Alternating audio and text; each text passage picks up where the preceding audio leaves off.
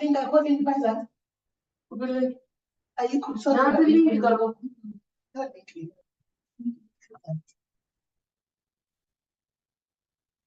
Link. I be not link.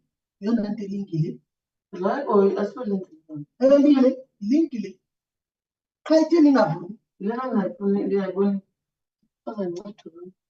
Ngicala recording ne bese ngiyayipause uzoyicala mase icalile meeting. Recording in progress. Recording stopped.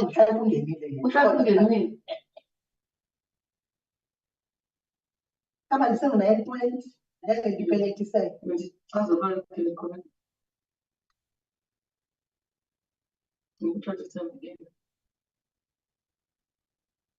Abangeke. Uclosa la parliament ibhale pha.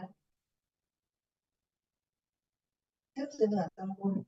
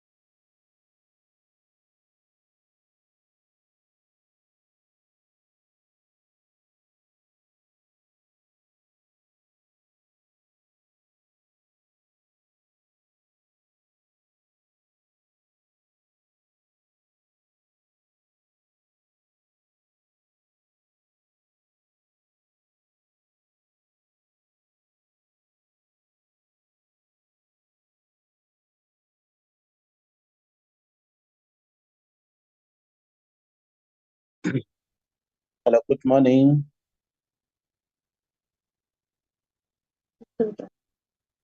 Good morning, Chair. Yes, can you hear me? Yes, I can, Chair. Okay. Are all members actually connected now? Not yet, Chair. We're still waiting for them. Okay. They're coming in. Yes. All right. No, thanks. All right. Yes. Thank you, Chair. Please indicate when all Good all of morning, them are good morning, colleagues. Okay, we will do, Chair. Morning, Honorable Matikizela. Morning.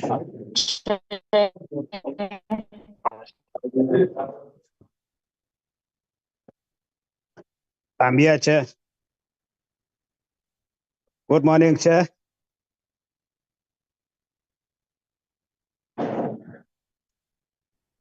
Bangazitha siyakhuleka ekuseni enduneni. Ndabezitha ngiyakhuleka enkosini. Ndabezitha.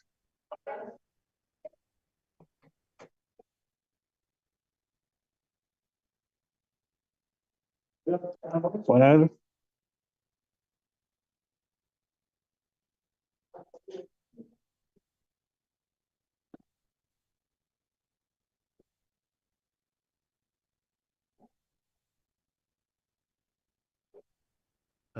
If you can please allow Honorable Oukamp, he's in the waiting room.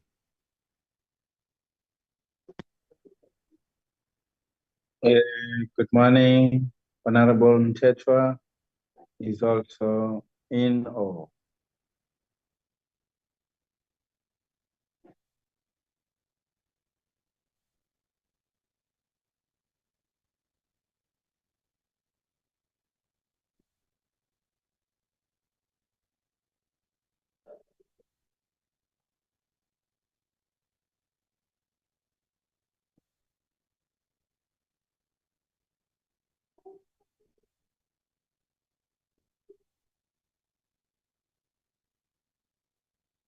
Okay.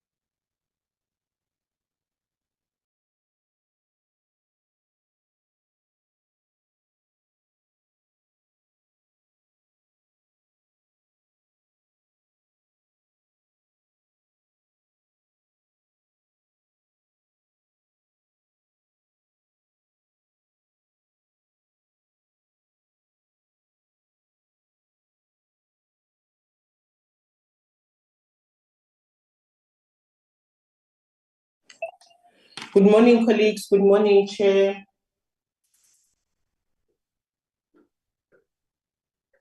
Good morning. good morning, good morning. Colleagues, we can start our meeting. I'm just gonna open the video so that you can see it's me and no one else. Okay, I'm there. Okay. I am there. Thank you, Chair. Oh, thanks, Chair. Thank you so much, Chair. All right. Would you like to actually open the meeting? And Yes, Chair, I will open the meeting and then you'll take over. thank you. Thank you very much, Chair. Colleagues, may I ask administration to post in the agenda for us?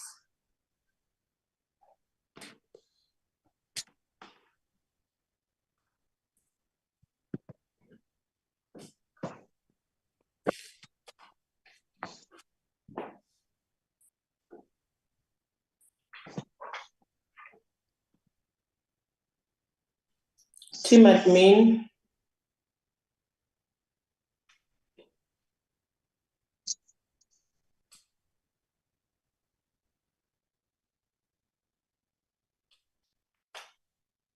And Bettina. Sorry, Chair. Good morning, members and colleagues. Chair, the agenda for today, I'm trying to screen it, Chair, but I think I'm having a challenge. But it's the consideration and adoption of the BRRR report, Chair. Thank you, Chair. Yes, but that would be the second or the third item on the agenda. Well, that's fine. Let's say while you try to do that, let me go through the necessary process and welcome all members of both the portfolio committees on agriculture and land reform.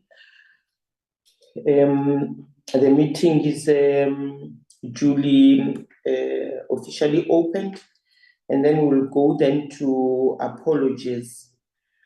Are there any apologies registered, administration?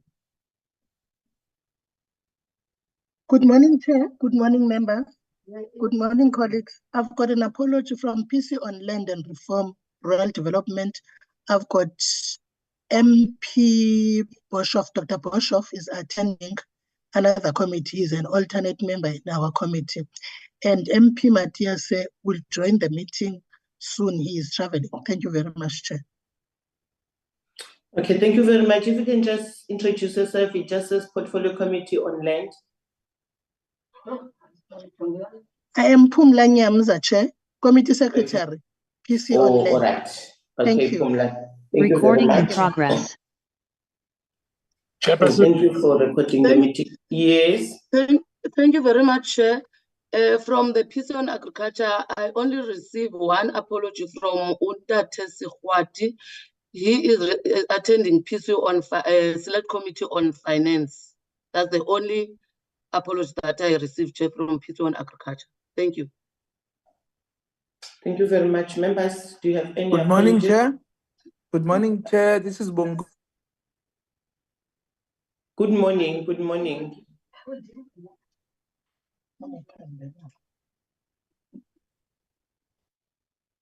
I can't hear you. Is that Honorable Matikizela? Chairperson, it's Mlindi Nana. I'm sure. Okay. Honorable Mlindi. Yeah, that's my first name, Chairperson. Honorable Matikizela was probably going to convey my apology. I may have to log out anytime we were stuck in the Eastern Cape at the airport because of inclement weather. Flights are not landing or leaving in East London. Okay, thank you, Honorable Nana. Thanks, Chairperson. Thank you very much. The apology noted. Any other? Okay, we're done with the apologies. Excuse me. We now are going to the main item, if I'm right. You took out the agenda, Bettina. That's the consideration of the report, colleagues. May I hear anyone who would like to, allow us to adopt the agenda and continue?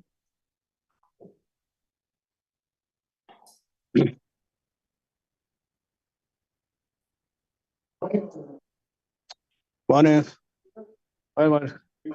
Yeah, sure.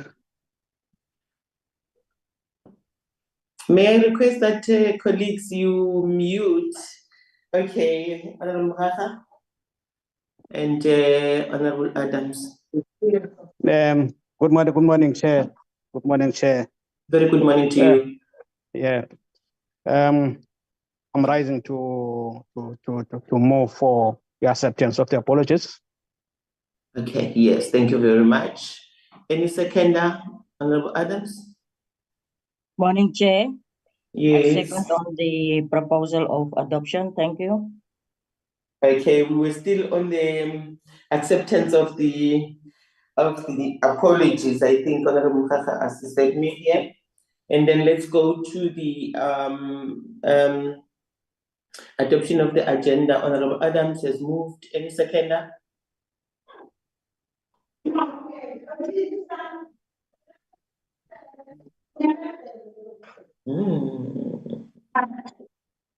Thanks, Chair. Yes, Honorable Mukaka. I move to second, Chair. Okay, thank you very much. We can then continue. The agenda is accepted as is. Administration, you will assist me there. Who is going to start with the presentations? Chililo and Nobuzola. Good morning, Chair. Good morning. Thank you. And good morning, honorable members. My name is Chigero Manenje. I will. We have compiled the report, and I'll just project it from my side. There is a just mic hold on. that's If we on. can request, just hold on, Chililo. If we can request honorable members to mute, please, or the host and the co-host, can you please mute those that are not allowed to speak in the process so that we don't get disrupted? Thank you, Manager. Thank you. So I'm sorry. I'm trying to project the report. And once more, good morning, honorable members. I was just saying that we have compiled a report jointly, so it includes department and entities from the two portfolios, and it's a joint report by the two portfolio committees. I'd like to get some guidance, honorable co-chairpersons, because the proposal we have here is that this is a draft report, and this is we tried to capture members' deliberations and to a certain extent some proposals that emanated from the discussions. How we propose that we proceed with the report, it's about 59 pages, and you will see that from page 1 up until page 49, what we have is summary of inputs, presentations by the department and the entities, as well as to a certain extent, members' engagement with those inputs. So it might not be a good use of time to go through page 1 until page 49, because it will be to a large extent a repetition of what was presented by the department. However, we propose that we will go page by page and highlight what each page or even a section is all about, but then go and spend time on the observations as well as the recommendations, which is where we would invite members to really focus on and spend time on and make sure that it is a true reflection of the discussion, or even perhaps some of the things that we may have omitted or they might have not been captured in a manner that reflects the committee's views about those issues that members will engage with those. And lastly, as a draft, we normally we present this, but at the end we are going to have to go back and sort of clean it up, edit it thoroughly, so that the spellings and all that there is not. So we ask members not to dwell on those, but on the substance of the report. But I don't know, chairpersons, if this is how you would like us to deal with the report. Okay, thank you very much, Co-Chair. You'll come. I think that I went through the report, and I want to believe that all members did go through the report. If anything, typos would be very limited. And then the substance is more important. And I think you're right. The introductions and all the other things that the issues that were presented by the departments and entities are not necessarily important, because we already have discussed what is important is the part that look at the recommendations after all what was presented, including the Auditor General. That which is very important for us to look at is the observations and look at what recommendations are to both the ministries, and then look at the conclusion. I think that's very important. So if you are going to present, the entire, it won't help. But talking to some of the pages, talking to issues, so that you go through, the presentation must be less. I think we have to take more time, probably by 10:30, if you are done with the presentation, it will help us, so that we have enough time to discuss before 12:30.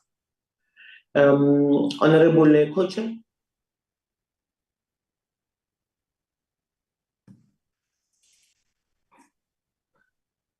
I think he agrees with me. You can start, Manage. Thank you very much, chairpersons.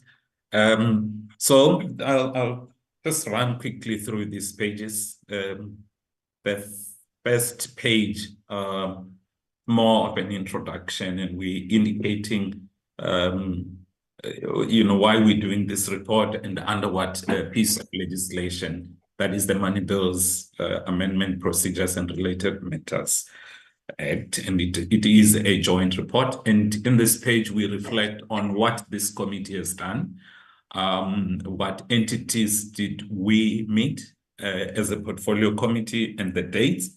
At this point in time, I'd like also to state that there is an entity, a land reform entity that has not tabled its annual report. That is the Ingonyama Trust Board. So it is not reflected in this list, and nothing in this report deals with the Ingonyama Trust Board. It is a matter that the Portfolio Committee on Land Reform and Rural Development will have to discuss on how they proceed on that matter once the report is tabled. The mandate and the purpose of the BRRR. So in the preparation of this report, this is what is a summary of what we did. It draws on a whole range of activities, consideration of the annual report. It also draws on the members' observations from the oversight visits, the Auditor General's inputs, also previous other reports that the committee has had to look at.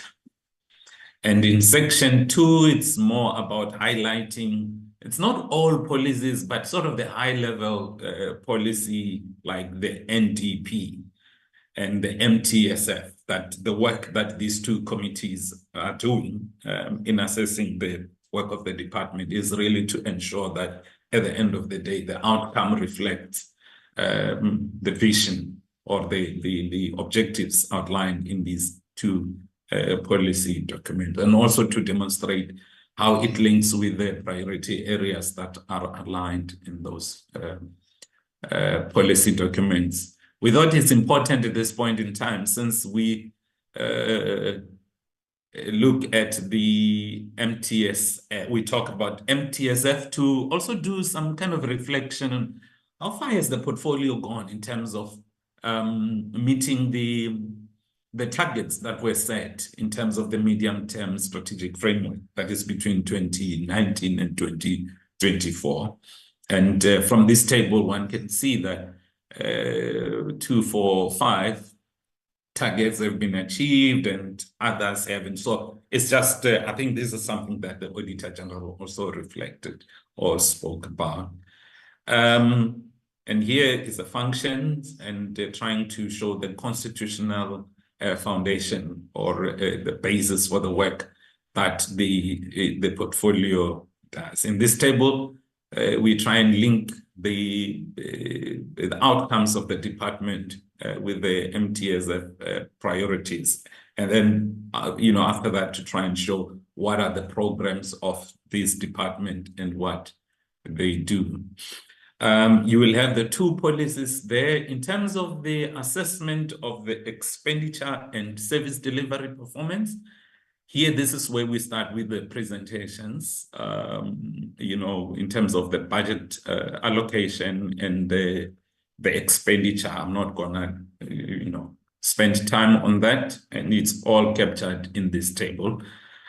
These were really from the presentations by the department. We do show the irregular expenditure and wasteful expenditure, both from the department's presentations and from the Auditor General. This section looks at it's just that sort of the scorecard in terms of performance against the set target, comparing 2022, 23, and 23 and 2024. The members had made inputs around that, and then we go to program 1 until program 5. I'll just skip. Members would have read these sections. Then we summarize here the report of the audit committee. It is included in the annual report, and then we go to the Auditor General, what the Auditor General said about this portfolio. And members will very much see these issues coming up during on the section that deals with the observations and the recommendations. Then we looked at financial sort of the finances, the financial performance of the department. The section 5 of the report summarizes the inputs from the entities, all of them with the exception of the Ingonyama Trust Board. I'm gonna quickly scroll through. Apologies for this.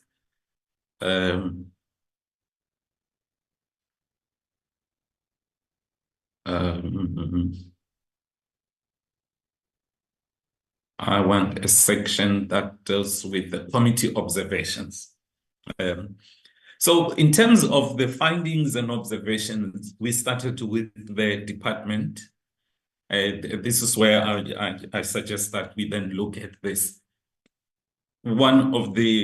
And so the members, there are a whole lot of other issues that may have been said that can become observations. Sometimes it's very difficult to put everything together, but here we sort of looked at what we thought are strategic issues that we lifted them so that the department might look at them and make interventions. Otherwise, a lot of other issues. These are issues that each committee can schedule in their programs and engage the department on. The first thing here is that the department and some of the entities, and we mentioned all those entities, did not ensure that appropriate personnel and systems are in place to effectively address the root causes of audit queries, heavily relying on the audit process to correct misstatements on financial statement and performance information. The repeat audit finding from AXA in this respect of non-compliance with the PFMA and Treasury regulations, deficiencies in internal controls, and lack of consequence management remain a major concern in the department and entities.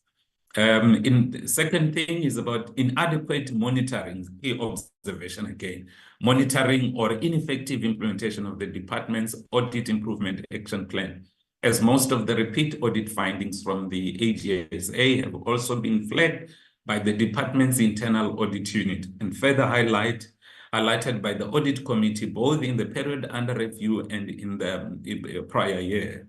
However, little progress has been made in addressing the findings. Third one is misalignment between expenditure and achievement of planned out annual target remains a challenge, as improvement in expenditure compared to the prior year was not matched by an improvement in the achievement of service delivery targets. This is further compounded by lack of a service delivery improvement plan. Despite the improvement in budget utilization, there are targets that have never been achieved in the MTSF, namely payment of invoices within 30 days under administration program, which receives the second largest budget allocation from the vote, as well as the number of farmer production support units, what we call FPSUs, supported by, to be functional under Program 5. Inability to effectively and adequately address AGSA's findings, particularly internal control deficiencies and lack of consequence management for employee transgressions, both in terms of performance and revenue management, is a recurring and costly challenge. Significant funding amounts are lost through irregular, fruitless, and wasteful expenditure, as there are more write-offs than recoveries, while there are also litigation cases against the department. There are challenges with human resource management and employee relations in the department, as reflected by 1,388 disciplinary cases in the period under review, where only 25 cases were finalized, while 1,363 cases are pending. Delay in addressing and finalizing employee matters such as disciplinary cases, disputes, and grievances is an ongoing challenge that also manifests in the Auditor General's findings in respect of consequence management. Despite the great need for comprehensive farmer support and access to market for smallholder farmers in particular, the department is continuously failing to achieve the target to ensure that FPSUs are established and supported to full functionality as planned. These FPSUs are expected to play a central role in ensuring comprehensive farmer support and access to market.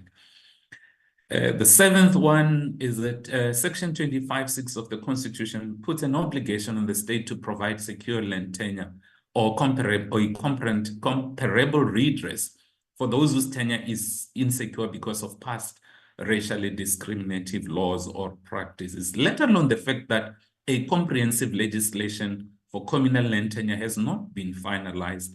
There were no performance indicators and targets for tenure reform in the strategic plan and APP of the department. Hence, the report is also silent about this constitutional imperative. The proactive land acquisition strategy that is PLUS, through the Agricultural Land Holding Account, has made significant strides to ensure access to land by previously disadvantaged individuals and communities. However, the observed trend was that the amount of hectares being acquired has been decreasing over time due to budget cuts and the increasing cost of land acquisition. Material irregularity issued by AGSA for ALA means that the trading entity, until it is resolved, these material irregularity means that the trading entity might remain with qualified audit opinion for a long time. This matter requires urgent attention, as do the beneficiary selection processes under the agricultural land holding account to target proven farmers in communal areas. Some of them are part of the FPSU, such as the Donald farmers, who have asked the committee to assist them gain access to productive agricultural land. The allocation for land redistribution and tenure reform, including ALA, has been in decline over the years, from 2.4 billion in 2019-20 to 998 million 2023-24. Budget decline has an impact on the number of hectares that may be acquired for redistribution. A trend of budget decline for land reform generally is a concern, yet land reform and development support are one of the top priorities of government. And when it comes to the entities, these are the observations that we recorded. The Agricultural Research Council, the ARC's effort to balance the financial constraints, revenue generation, and its core functions are acknowledged, and steps taken to improve asset management are also recognized. However, the significant internal control deficiencies that manifested in the successive qualified audit opinion in respect of property, plant, and equipment need urgent attention. Lack of consequence management and poor revenue management remain serious concern, as manifested by increasing irregular expenditure, which amounts to 22 million in the period under review. Steps have been taken on fruitless and wasteful expenditure are commended through a minimal amount of 58,805 from a total of 168,000. These have been resolved to date, recovered to date. There is a need for fast-tracking the registration of the ARC's commercial entity to enable it to generate more revenue, as additional funding is required for construction of a foot and mouth disease facility, whose delay has a negative impact on the development and local production of the FMD vaccines. With regard to OBP, successive qualified audit outcomes with additional findings from AGSA during 2023-24 are indicative of serious governance challenges and instability at management level. As the OBP did not have appointed CEO since the protracted legal case with the former CEO in 2022, it also ended the year with a significantly high vacancy rate of 34%.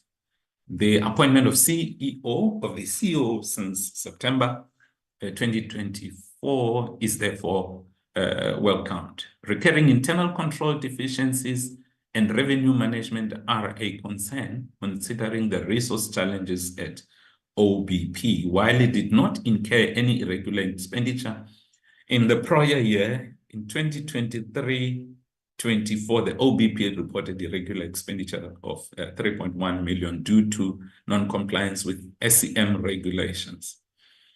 Reliable reporting has become a challenge, as the Auditor General identified material irregularities on the performance information, which the entity did not correct. Lack of progress in construction of the GMP facility remains a concern, as the facility is quite central to the sustainability of product development. In ensuring OBP's business excellence, improved competitiveness, and subsequently its financial sustainability.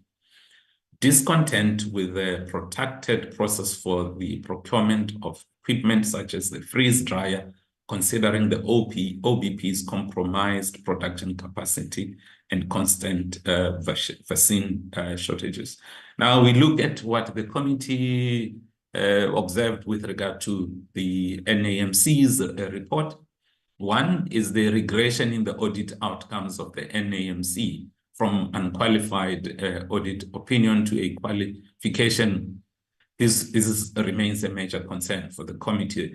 Repeat audit findings were highlighted by the Auditor General in respect of non-compliance with PFMA treasury regulations, especially the SCM procedures. incorrect cash flows, and significant internal control deficiencies. The negative audit outcomes were attributed to the resignation of the entire personnel of the finance division, and the entity did not adequately address previous repeat audit findings. Lack of consequence management, again, is coming up for irregular, fruitless, and wasteful expenditure remains a serious concern, as the NAMC does not take appropriate steps to prevent such. And, most historically, irregular, fruitless, and wasteful expenditure is written off rather than, being recovered. The NAMC recorded total irregular expenditure of approximately 2 million, of which 2.1 million was incurred in the previous financial year and is under assessment, while 25,000 is from 23. The previous financial year or the year under review. At least here, we're saying that the NMC was commended for achievement of its performance targets despite human capacity constraints. And we now look at what the committee observed with regard to PPECB. It was applauded for achieving 100% of its planned target despite external environment challenges. The concern was highlighted with the regression in the PPECB's audit outcomes from successive clean audits in the last decade to an unqualified audit opinion with findings on non-compliance with legislation and internal control deficiencies. Internal control deficiencies in respect of SEM processes led to the PPECB incurring irregular expenditure worth 679,000. Why is it now difficult to read numbers? 679,380, right, for the period under review, and 1.3 million for the previous financial year as well. Fruitless and wasteful expenditure of about 139,000 during the period under review. When it comes to the Commission on Restitution of Land Rights, two broad observations were made. One is about the implementation of the roadmap to autonomy of the Commission has not been finalized because of lack of. Contrary to the findings by the South African Human Rights Commission, the Auditor General Parliamentary High-Level Panel on Assessment of Key Legislation, there is a continued blurring of lines between the department and the Commission. This is evidenced by the Commission often operating outside its mandate to set up CPAs and to assist in resolving conflicts within CPA. Budget limitations for restitution have also affected the number of claims that could be settled and finalized. Inadequate funding for restitution implies that at the current rate of performance and budget allocation, the Commission will not be able to settle all the pre-1919 and 1998 land claims over the next 5 years. And we're talking about what we call order claims. Until all the pre-1998 land claims are settled, the Commission will be unable to begin processing all the new order land claims unless the court directs otherwise. Genuine land claims lodged in terms of the 2014 amendment of the Restitution of Land Rights Act would remain unattended, thus negatively affecting the claimants who will have to wait for a long time for restitution. The auditor, the Office of the Valuer General, the committee made these three observations, that the OVG is a very important statutory body that could potentially address key questions relating to the escalating cost of land acquisition for land reform purposes by ensuring valuations and land reform offers strictly adheres to the principle of a just and equitable compensation is provided for in the Constitution.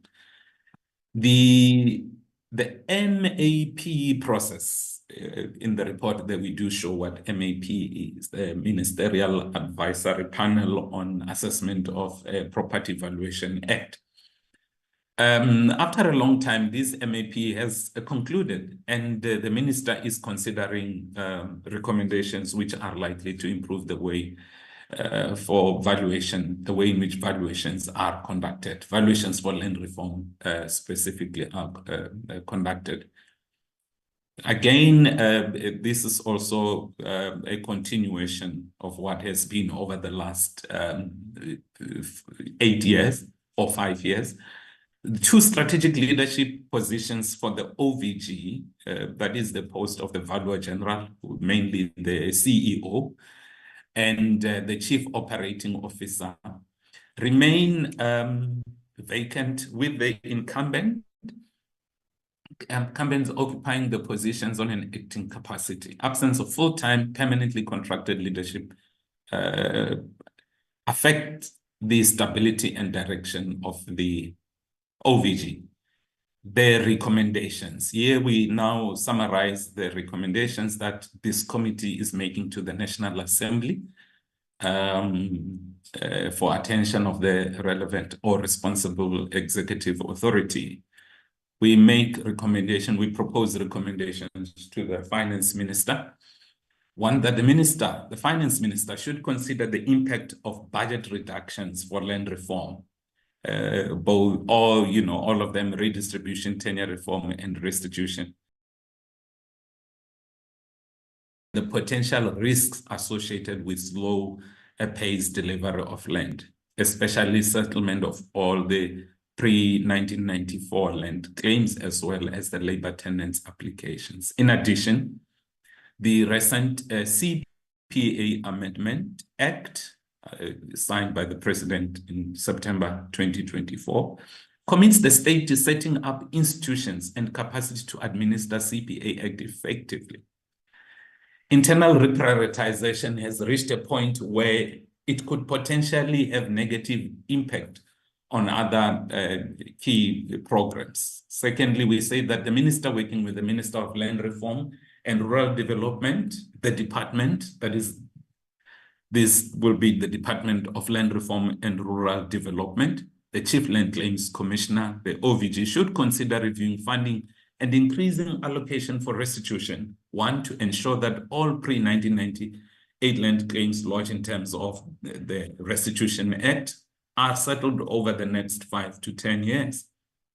Secondly, to support implementation of Project Uyasa with a particular focus on the autonomy of the Commission as recommended by the SAHRC, AGSA, the HLP, which is a parliamentary panel, alongside other the committee recommendations on this matter. Secondly, the third recommendation to the Minister of Finance, given the court order compelling the state to settle all outstanding labor tenant applications lodged in terms of the Labor Tenant Land Reform Act, the minister should consider allocating a ring-fenced budget to facilitate settlement and post-settlement support to successful labor tenant applicants. The fourth one, in view of the CPA Amendment Act, number 20 of 2018, like I just said, ascended by the President on 8 October 2024, particularly Section 2B and C, which establishes CPA office and appointment of a register, a new structure altogether, additional funding is required to support the needed, so that the support needed for CPAs can be provided. Outside the usual internal reprioritization, the minister should consider allocation specifically for setting up of the CPA office and appointment of the registrar and fund the operation of the CPA office. The Minister of Agriculture, these are the recommendations to the Minister of Agriculture. One, ensure that the department engages with the internal audit and the audit committee in reviewing the department's audit improvement action plan and development of a monitoring plan for the implementation of the audit improvement action plan to effectively address specific audit findings as highlighted by the Auditor General in respect of internal control deficiencies, non-compliance with legislation, revenue management, consequence management, and report to Parliament on quarterly basis on progress on the implementation of the audit improvement action plan. The next recommendation to the Minister of Agriculture, ensure that the board of the agricultural entities, those are ARC, OBP, NAMC, and PPECB, engage regularly with with the entity's executive management, internal audit functions, and audit committees to review the entity's audit improvement action plans and monitor their implementation to effectively address the audit findings that have been identified and highlighted by the Auditor General of South Africa. The entities should report to Parliament on a quarterly basis on progress on the implementation of the audit improvement action plan. Submit to Parliament reports on investigations and actions that have been taken against transgressors on the reported irregular expenditure and fruitless and wasteful expenditure from prior years and the period under review for the department, ARC, OBP, NAMC, and PPECB. Progress update by the department and entities should be presented to Parliament during each quarterly briefing. Submit to Parliament a progress report on the litigation cases against the department worth 1.9 billion and present progress report every quarter therefore. Submit to Parliament an updated detailed report on all FPSUs and other infrastructure projects that have been constructed throughout the country, including details on the funding spend, state of functionality, operational activities, and areas or producers that make use of FPSUs. As agriculture is a concurrent function, strengthen intergovernmental relations and coordination between the national department entities and provincial departments in respect of conditional grants, farmer development and support programs through integrated planning and alignment of activities.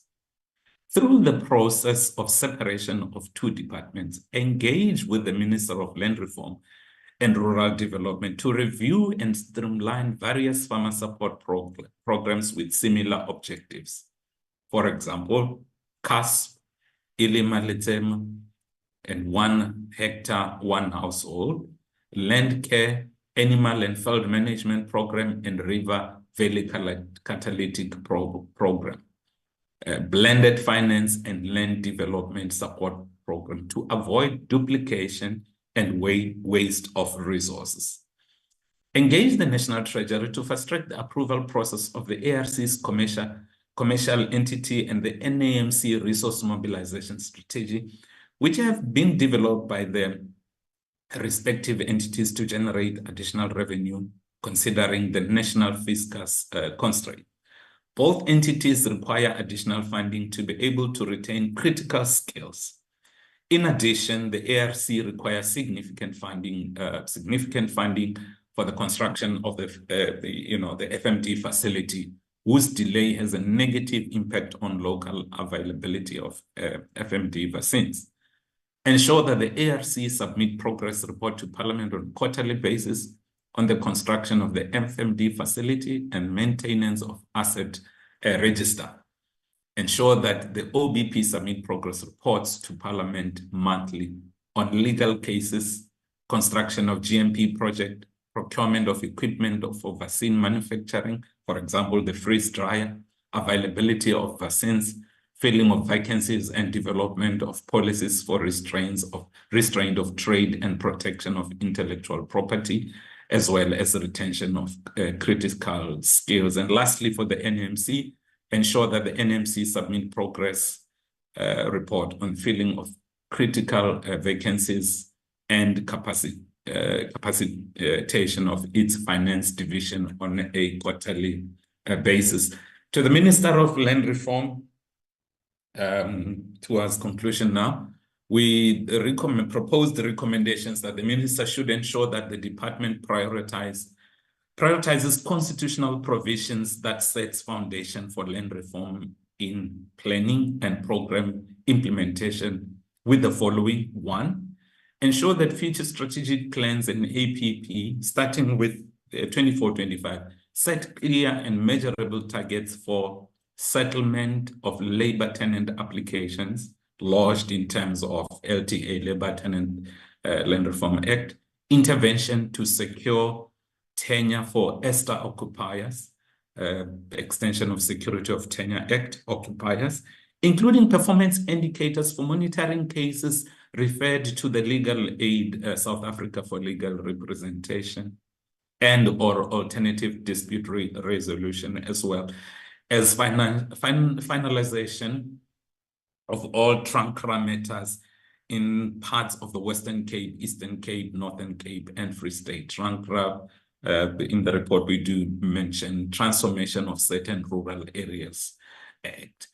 And the next one, in terms of these planning issues, ensure that priority legislation, in particular, Communal Land Tenure Rights Bill and related policy, as well as the in Parliament prior to the end of 25-26. In addition, the Minister to table a revised legislative program highlighting other priority legislation that he is likely to table over the next 5 years. All the outstanding other matters, agricultural land holding, account matters as identified by the Auditor General, particularly accounting for all the funds dispersed and material irregularity, should be addressed within the current financial year. The Minister must submit to Parliament progress report on how Allah has enrolled the issues in the 2022-23 report and further plans to resolve all the Allah matters in the 23-24 audit report. For the Commission, Minister of Land Reform and Rural Development, together with the Chief Land Claims Commissioner, must develop a clear and realistic funding proposal for restitution in general, and approach National Treasury to present a case for additional financial resources needs for restitution, especially court order on the old order claims, the 2014 land claims that have been put in abeyance, and the autonomy of the Commission. Ensure that until Restitution of Land Rights Act amendment, until the Restitution of Land Rights Act is amended, to align the reporting times of the department and the Commission. The annual report of the Commission should be tabled by the 1st of June annually, as provided for in the Restitution of Land Rights Act. Where the Commission is unable to table the report, normal procedure to request for extension should be followed. Just to make sense of that, I mean, this is a case where the law says you must table the report in June, but the Commission tables in September with the department. So that due to that, blurring of lines between the two. Together with the Chief Land Claims Commissioner, engage National Treasury to secure funding for the full implementation of the roadmap towards autonomy of the Commission. Further seek National Treasury's prioritization. Seek National Treasury's prioritization in budget allocation of settlement of old order claims, so that all those claims are settled over the next 5 years, and the new order claims will thus follow. The last one is for the Office of the Valuer General. Submit a time-bound implementation plan for the MAP recommendations with clear deliverables and crucial milestones for the project to improve valuations for land reform in South Africa. Consider requesting for special dispensation for appointment of senior management for the OVG, in particular, the Valuer General and the Chief Operating Officer, whose positions have been vacant for the past 5 and 8 years, respectively. And we conclude by saying, unless otherwise indicated, responses to the above recommendations should be submitted to the National Assembly by no later than 2 months after the adoption of the report by the National Assembly.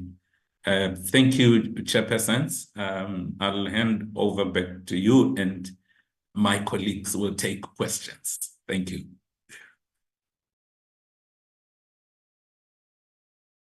Thank you very much for the presentation, Tililo. I will then allow members to come in, and if they have questions, they may have questions. The one thing that I want to request members to do is to be straight to the point, and when you make the inputs, make sure that you, as you go straight to your issues, for the administration to be able to note where they actually have said if they have left issues in the report where you want to add. So it's very clear for them as to what is it that they have to add or what is it that they have to edit. And that as you speak also, consider that there are others who would like to speak after you, but also you will get enough time to deliberate, honorable members. I see that I have Honorable Smith, Honorable Okamp, and Honorable Matikizela following each other. You can start, Honorable Smith. Thank you, Honorable Chairperson, and good morning to you and all the colleagues. Thank you.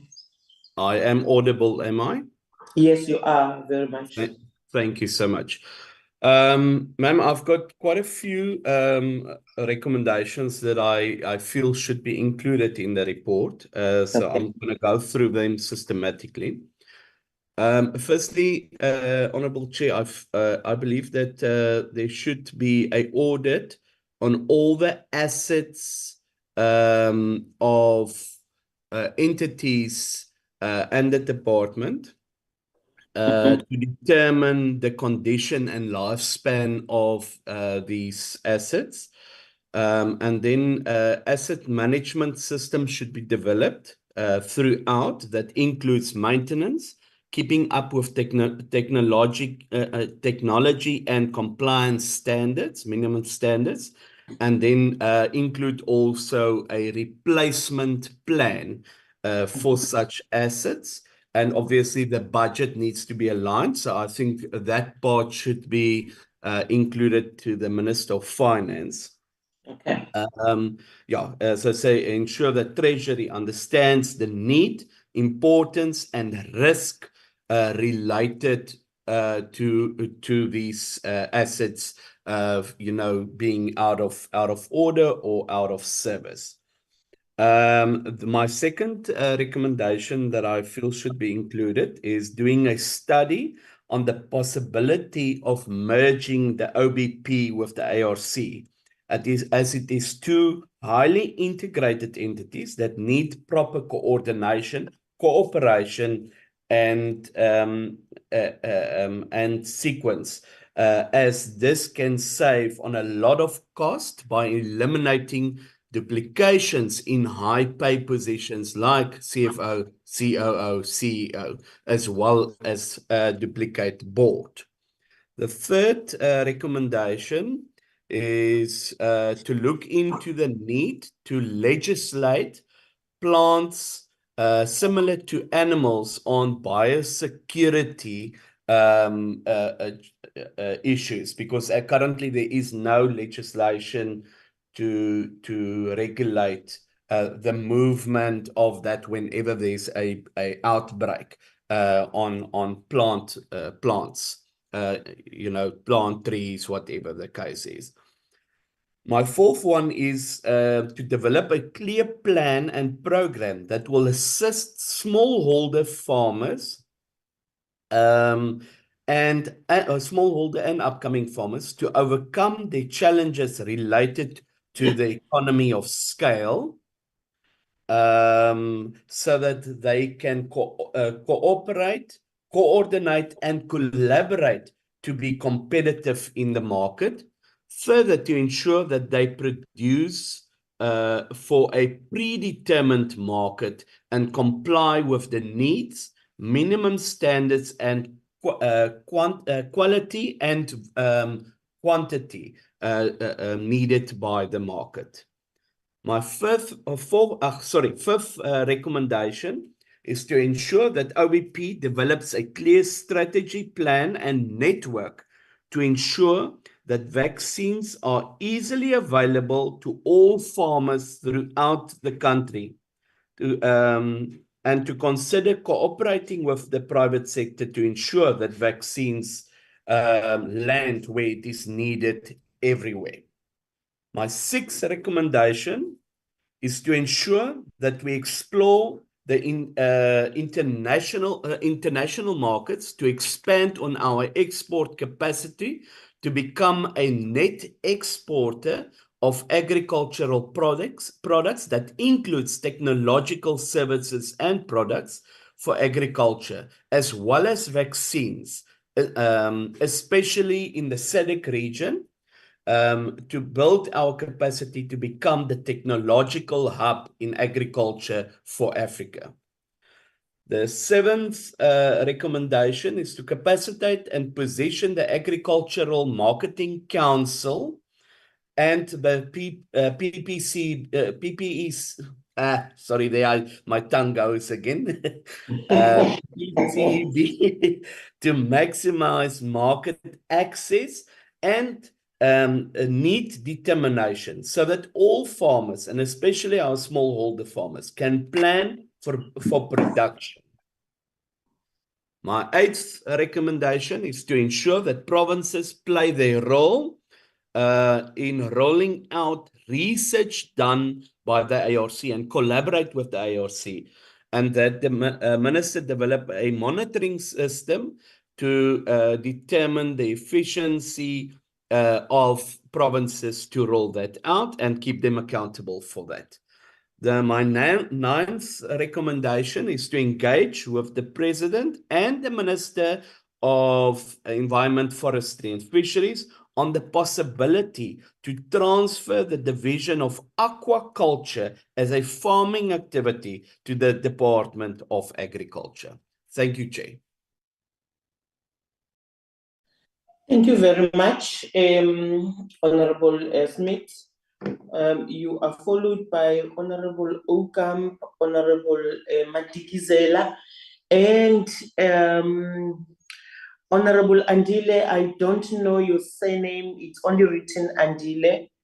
And then you will forgive me, and then it will be Honorable, then we're going to be followed by Honorable Trollip, and then Honorable Mtetwa. Thank you very much. Honorable Oka. Thank you very much, Chairperson. Firstly, thank you for the people that assisted in drafting this draft report. There's a lot of work that went into this, and we just want to thank them. Chairperson, I have been largely covered by the Honourable Smith with regards to recommendations. There are a few issues that I would like to add and some clarity that I would like to get. I want to refer you to page 11 with regards to irregular expenditure. There on the top line on page 11, it refers to 59 million rand case that has been referred for consequence management. I would just like to get some more information on that. I think that is very vague. What is that case about, and where in the process of consequence management are we with regard to that 59 million rand? Then I'm scrolling down here on my computer as well to my next notes. If you look at the bottom part of page 13, Program 2, Agricultural Production, Biosecurity, and Natural Resources Management. It is, and I think we must state it very clearly, that it is worrying that it says significant budgetary reductions compared to prior years were observed for the following sub-programs. Then it mentioned them: animal production and health, from 525 million rand to 244 million rand. Now, if you look at that, we are talking about, and we saw that at OBP and ARC, that the health risk that we've got in our country with regards to animals is really becoming a huge problem, and then seeing reductions in budgets are definitely worrying. The next point is natural resources and disaster management, which was lowered from 422 million to 269 million rand. We have seen what disasters we have been dealt with the last year, and I really think that we need to up those amounts, and that we must put into this report that both on animal health and on disaster management, there need to be more money to enable us to really address those issues when they arise. Then they've also got the inspection and quarantine services that was lowered from 871 million to 520 million. Now, if we look at the outbreak of the foot and mouth disease and the threats thereof, it is again worrying. And I think we should mention this, that there must be more funding made available to address this, especially seen in light of the agreement that was made with China, that they will only isolate certain provinces where a foot and mouth disease outbreak were and still import meat from other areas. We must then have enough money available to ensure that should an outbreak occurs, that it really is contained within a certain area, and that is where inspections and quarantine, I believe, will come in. Then it also says that the budget allocation to biosecurity sub-program remains stagnant at 5 million. We heard when we were at our oversight, and we saw in what happened that we need more money to address that. I'm scrolling down again from my side, Chairperson, and I'll get to that page now. No problem. On page 26, and this is worrying. We know that the ARC receive their money primarily from government, but then it says that to address the financial constraint and minimize dependence on government grants, the ARC initiated the establishment of the commercial entity, but we do not give enough background of what that commercial entity entails. And I think that we must just in this report give a bit more background of what the commercial entity is and what is expected of that commercial entity. It was not implemented in the 23-24 financial year. While the ARC reported fewer qualifications areas compared to previous years, the finding on this was raised, and the finding on property, plant, and equipment as well. So we were at ARC. They said that with regards to their asset register, they have now put in place measures that will enable them to have a clean audit on that. I think it is addressed later on, but I think we must just in this report say that during our oversight process, ARC mentioned to us, and while they said it unequivocally, that they have put measures in place and that it will be sorted out. It is important to have that so that we can, at the end of this year, really measure them on what they said, and what they said must then be contained in this report. With regards to, again at the bottom of page 26, property, plant, and equipment, and the Honourable Smith addressed this as well. But it says that the Auditor General highlighted that management failed to maintain adequate records of property, plant, and equipment, leading to an understatement of these assets.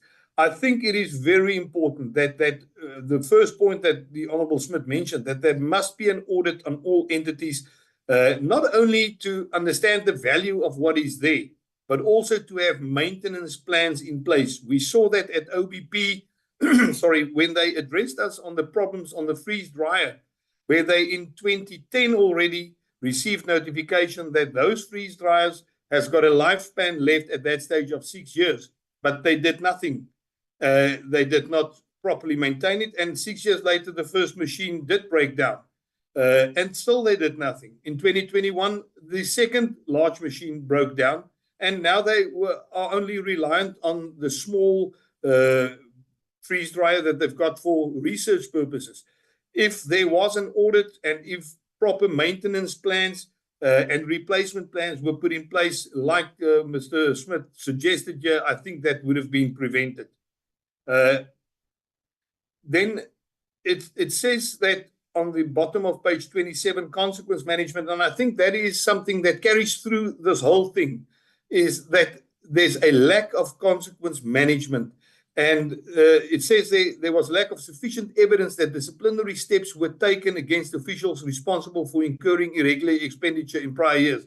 Now, if you also look, there was a certain point where the amount of disciplinary actions that were instituted compared to the amount of disciplinary actions that was concluded showed that the one is more than 1,000. And I think, if I remember correctly, I'm not going to look for it now, is 59 cases that's been concluded.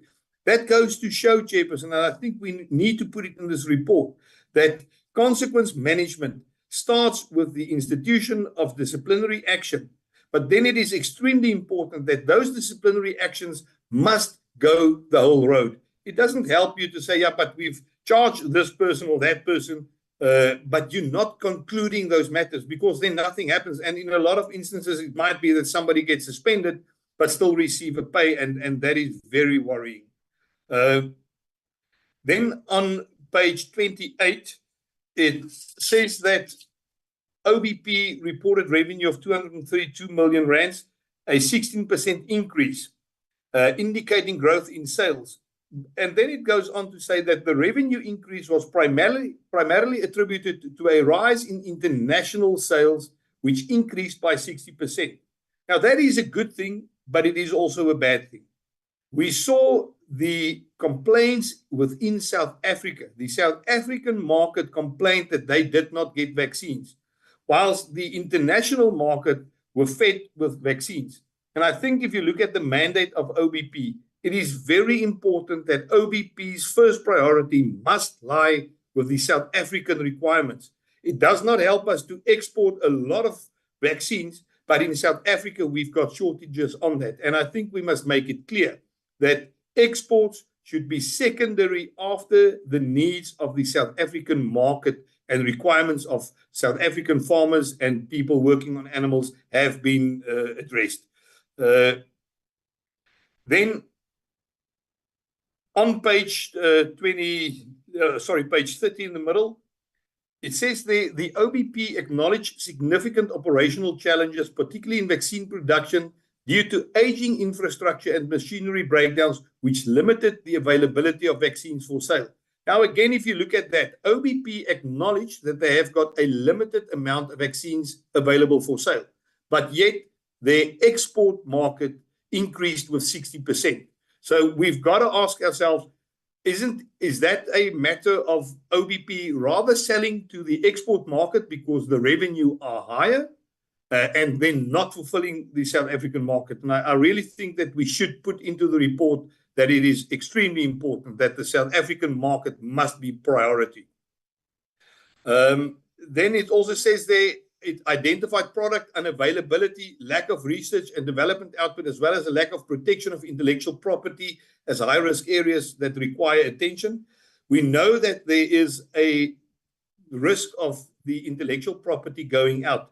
But as Honourable Smith also said, Chairperson, it is the mandate of OBP to make and manufacture vaccines. But we saw when we did our oversight there that they clearly are failing to do that properly at this moment. And we have discussed in our meetings several times the possibility of OBP, if they can't produce all the vaccines that are required, to look into under license, outsource the manufacturing of some of their products, especially the products that maybe does not have a very high intellectual property value, but to make use of the private sector under license to assist them instead of the private sector going out any case and develop those vaccines, and then there's no financial benefit for OBP with regards to that. So I think it is important that this report must handle the possibility of working with the private sector in adhering to the requirements of the whole of South Africa when it comes to vaccines. Then, Chairperson, sorry, this is taking long, but it is quite a lengthy report. On the bottom of page 32, it says that the OBP overachieved targets relating to retention of the top 20 customers, retaining 95% of them. I don't think that that is such a high achievement. If you listen to the OBP, they had a very small number of big distributing companies that bought from them. I think that should be looked at the amount of veterinarians and private institutions that buy from them. In other words, to compare the orders, the amount of orders that they've received with what they could produce, and not the amount of customers which we know are the big distributors, which they retain. Those customers does not have a choice other than to be with OBP. So to retain them whilst they've got no other option is not really a bragging point that OBP should use. And I think that we should ask for this report to state that what the percentage of orders that OBP have received and which have been delivered. That will give us a proper idea of the capabilities and efficiencies of OBP. Then, Chairperson, on page 33, but later on as well, it says that it speaks about this good manufacturing process. And we say here on page 57 that the ARC's foot and mouth disease facility, let me just get there and then I can read it myself. Sorry, just one moment, Chairperson. Right. It's an instruction to the Minister of Agriculture that engage National Treasury to fast-track the approval process of the ARC's commercial entity. That brings me back to what I've said earlier on with regards to just a bit more explanation about that. Then with 7.12 and 7.13, it says there ensures that ARC submit a progress report to Parliament on a quarterly basis on the construction of the foot and mouth disease facility and the maintenance of its asset register. I want to concentrate on the construction of the FMD facility. 7.13 says that ensure that OBP submit progress report to Parliament monthly on legal cases, and then again construction of the GMP project. Now, Chairperson, we were there, and they said to us that there currently is no money available for that.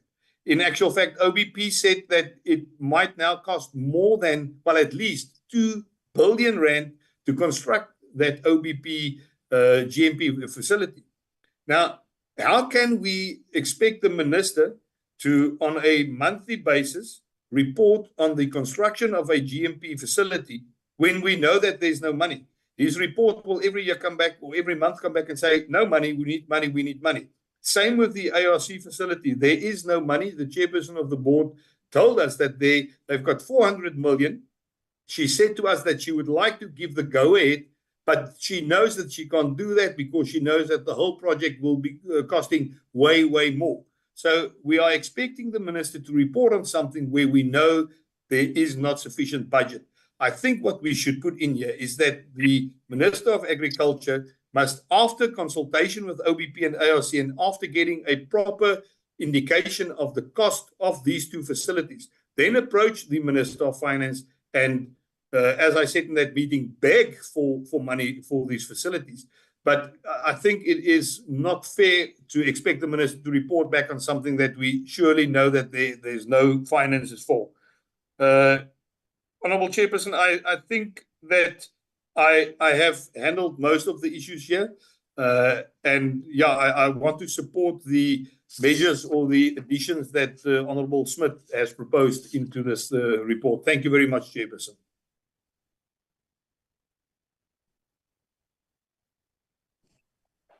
Thank you, Honourable Ocampo. Honourable Matikizela.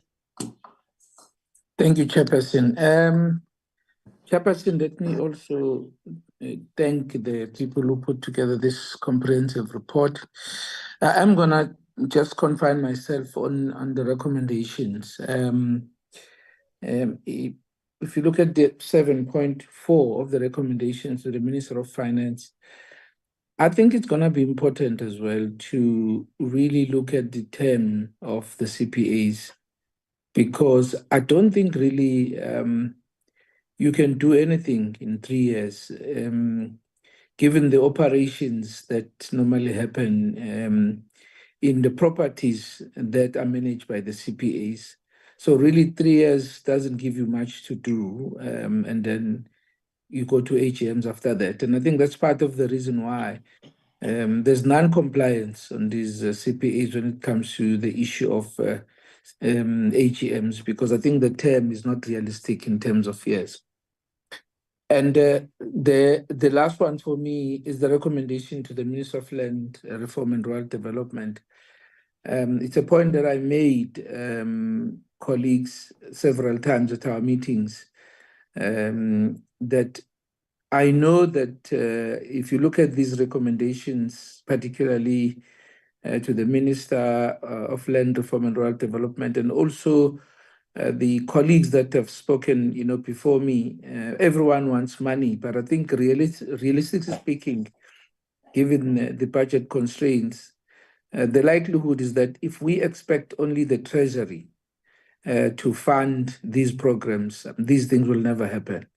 And that is why I also suggested during the deliberations, which I think is not captured here, that perhaps the minister should consider, approaching the private sector players. I made example of the CSI funding, where we really should approach some of the private sector players to assist us to deal with this issue, because this is not only a moral obligation for this country, it's a constitutional imperative for us to address the land issue. And the constraints that the Treasury has currently to fund all these programs, will really hamper us if we're only focusing on there.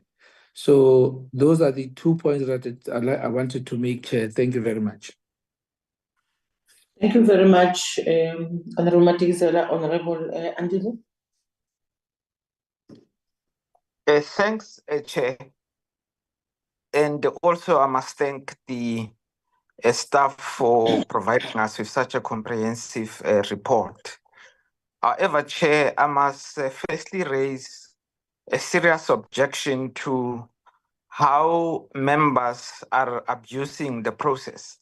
We are at the moment of adopting minutes, which is a reflection of a record of our conversation. Members are now smuggling in all kinds of new matters, including suggestions of privatizations of the production of vaccines and so on.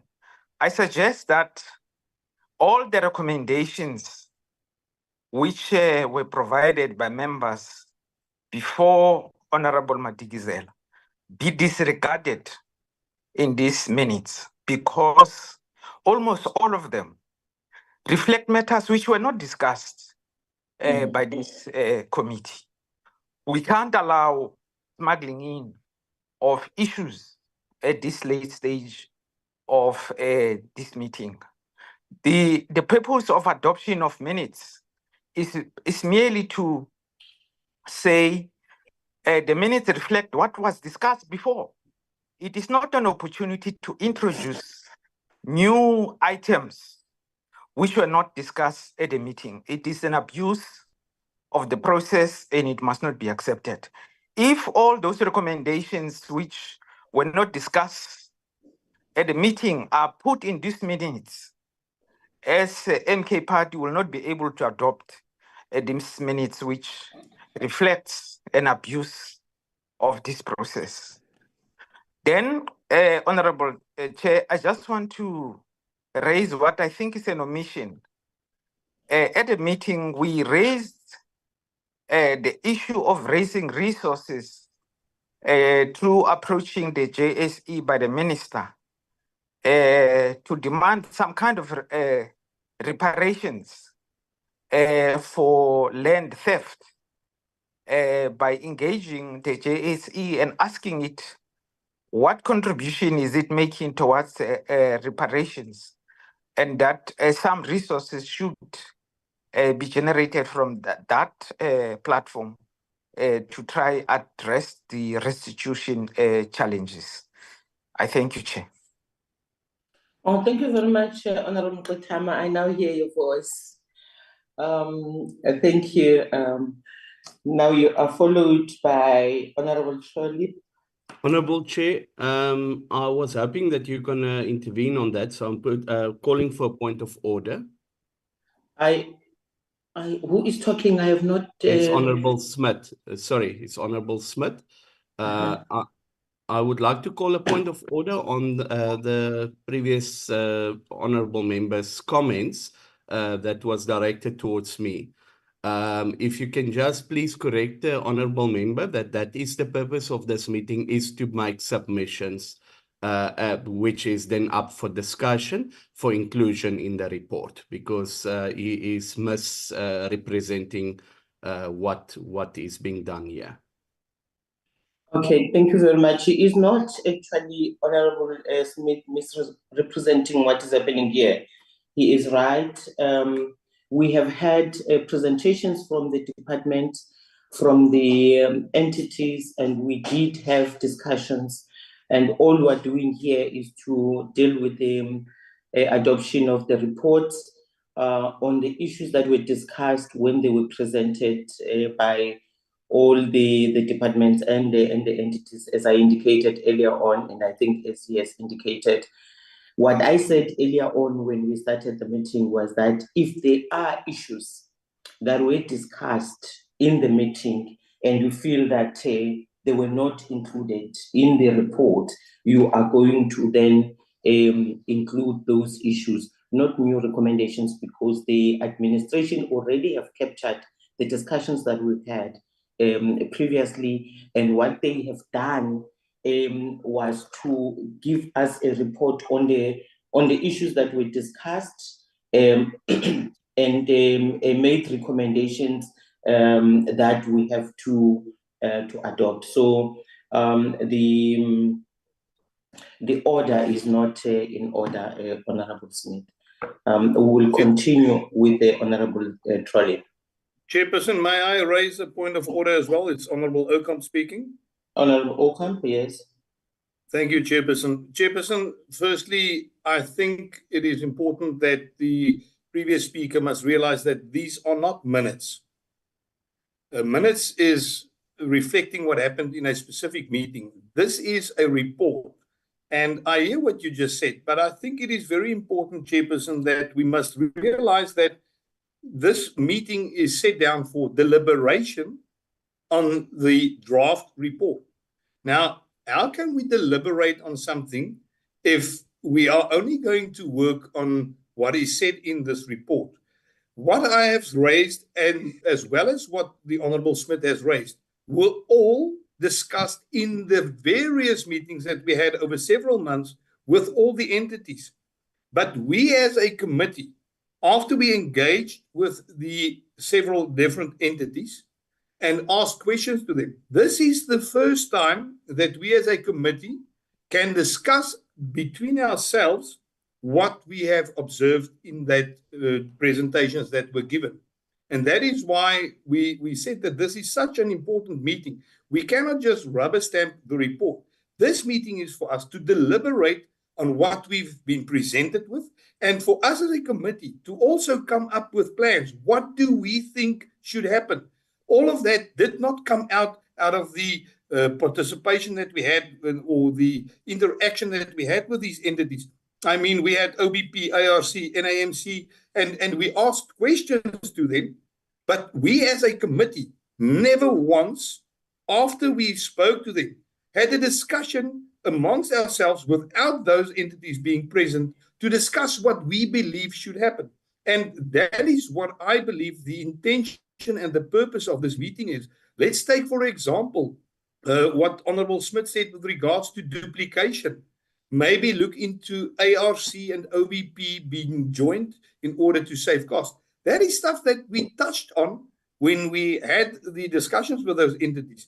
But we don't want to discuss what we as a committee believe should happen in front of those entities. And that is why this meeting today is here. This is not meeting minutes and reflecting only on what happened. It's also here to deliberate. And that is, go and look at the name of this meeting, is deliberation on this. So but that is basically what I'm asking, Madam Chairperson. Thank you very much. Thank you very much, Honorable Okamp. I think the mistake that probably the Honorable Mtotama made was to say it's minutes, but it's still the same because it's a report that was discussed at the last week in a meeting where we had both committees, and I think that honorable members had enough time to have deliberations in that meeting. So it's only the wording that it is minutes instead of a report, but it's a report that we've discussed. But Chairperson, sorry, if I may, and I don't want to enter into an argument, and I understand fully what you are saying. And I agree with, we had ample time to have discussions with the stakeholders. You are 100% correct. And that is what happened in last week's meeting. It can't be back and forth. We must also raise issues. Madam Chair, may I please be protected, Madam Chairperson? Can we have order in this meeting? Honorable Madam members, Chairperson? can you just, Can we have order in this just be patient a bit. Let Honorable Okamp make his point of order, and don't discuss Honorable Okamp. Just make your point of order, and then sure. So that we can continue, because you did have ample time to discuss and to make a presentation and recommendations that we made. Yeah. Madam Chair, thank you very much for protecting me. What I'm just basically saying is you are right. We had ample time to discuss this with the various stakeholders, as we did, and we did that thoroughly. But we as a committee never once had a chance to discuss this and the proposals that we want to come up with on our own. We only have had meetings with the stakeholders. And this is the purpose of this meeting today, is to deliberate on what has been presented to us. We cannot just only work on that, what we've done in those committee meetings. We've got to deliberate, and that is a healthy discussion that we need on this. So I would really ask that you allow us to give our opinions on certain things that we did not have to the opportunity to do in front of the committees or the entities when they approached us or addressed us, but that we now use this opportunity today to discuss all the things that were issued in front of us and to come up with proper planning and suggestions and recommendations. Not once in any of those meetings was a recommendation made officially by this committee. We need to do that today. Thank you, Chairperson. Let me help you, Honorable Okamp, and say that, honorable members, I have noted you. I know that there's going to be Honorable Trolip, Honorable Mtetwa, and Honorable Motusi, Honorable Lucas. You'll follow each other like that. But however, I want to just address the matter before us. Is that Honorable Okamp, you would remember that last week when we finished the discussions with the department presentation, I personally requested that we have our own meeting where we were going to then discuss, and we had a meeting and an agenda was set before us. We dealt with issues of adopting the minutes, and you did not raise this matter that you would have wanted to discuss these issues, because we had an opportunity to do that, and we had time to be able to discuss that. My worry here is that we have the other portfolio committee that is before us, that we are now going to drag them to discuss issues that were supposed to be discussed in our own portfolio committee, Honorable Okamp. Two, at that, indeed, these issues do not arise from this report that we have and the recommendations that we have, and you actually are agreeing that we did not discuss, and therefore you are bringing in new issues on this discussion. today. So I will allow Honorable Trolip to come in. I would request that Honorable Smith, with all the recommendations that you have proposed, you submit to the administration. I think you can give it to Albertina or put it in the group or give it to Nobuzola, and then we will continue. At the end, we will agree on how we're going to handle that, because we have to have consensus on these matters. If we don't have consensus here on the recommendations, Honorable Oakham, those issues that you're raising may not be forwarded as recommendations. Honorable Trolley. Thank you very much, Chairperson. Just to add my opinion about what's been unfolding for the last few minutes. First of all, this is a report. They're not minutes of any meeting. This is a draft report that has been compiled by the support staff, and we as members of Parliament have got to endorse or change or add to this report before it becomes a formal report. So just for clarity, it's not minutes, and I believe that we've got all the right to make submissions. And as for smuggling agendas, I don't know where the agenda item of reparations from the JSE was ever discussed. But having said that, let me just thank the people who compiled the report. I unfortunately missed a number of meetings because I was serving on the Judicial Services Commission. And I must say that the report was very helpful. It's not a good report, Chairperson. We are going to go and discuss the BRRR next week about budget review. And considering the contents of this report, it's going to be very difficult for us to motivate for additional funding because the report doesn't read well. But be that as it may, I see no recommendations or findings and recommendations about the fact that the Ingonyama Trust Board has not submitted their report. I believe that that must be included. And then with regards to the findings that there was no irregular expenditure, it's very difficult to understand that because in the report it says that 111 million rand has been referred for forensic investigation for suspected fraud and criminal activity. So we can't say there's no irregular expenditure and then say 111 million has been referred. That must be fixed. And then with regard to fruitless and wasteful expenditure, there's 59 million rand, of which 30 million is under criminal investigation and 29 million is under recovery. I believe this report must be saying something about the irregular and fruitless expenditure. It's a really important part. You can't just lose that amount of money, especially when you consider that only 6,000 rand has been recovered and 6.5 million has already been written off. So please, I would motivate for the inclusion of an item around irregular and fruitless and wasteful expenditure. Then, Chair, another item in the report is the fact that the National Food, Nutrition and Security Implementation Act has only achieved 17% of its targets. Now, that is an act that has come about through the presidency and other departments. It's a really important piece of legislation, and the poor performance against that legislation must be reported. And then one of my greatest concerns emanating from this report, Chair, is that it says that 100% of land reform projects are sustainable.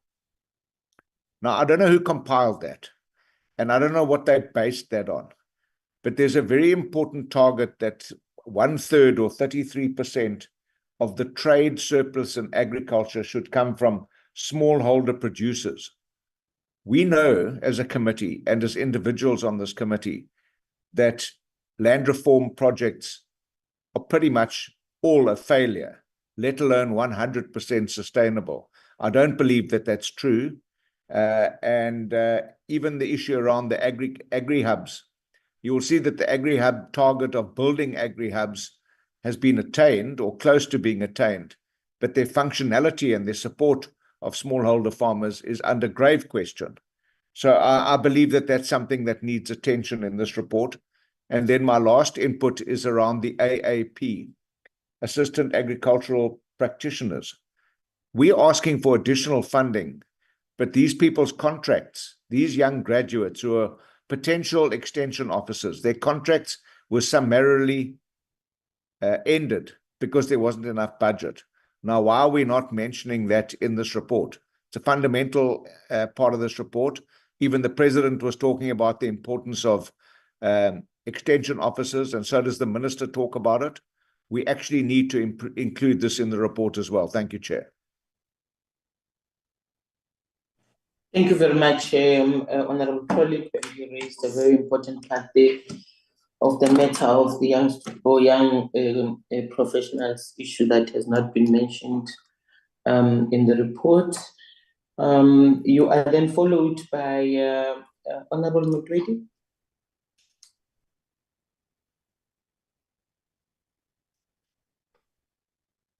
Thank you very much, Chairperson. A very good day to all members in the meeting. Chair, one, I want to start by putting it on record that it is now becoming crystal clear that the coming together, the establishment of the GNU was about selling of state assets. And as the EFF in Parliament will never agree to that. And I'm making this with specific reference to what was said about the OBP, that they must allow private sector to come in the space and make sure that they are in that space of doing vaccines. Why are we not being deliberate as a committee and say we need to be more decisive and allocate more budgets to the OBP for them to be able to carry this very critical responsibility?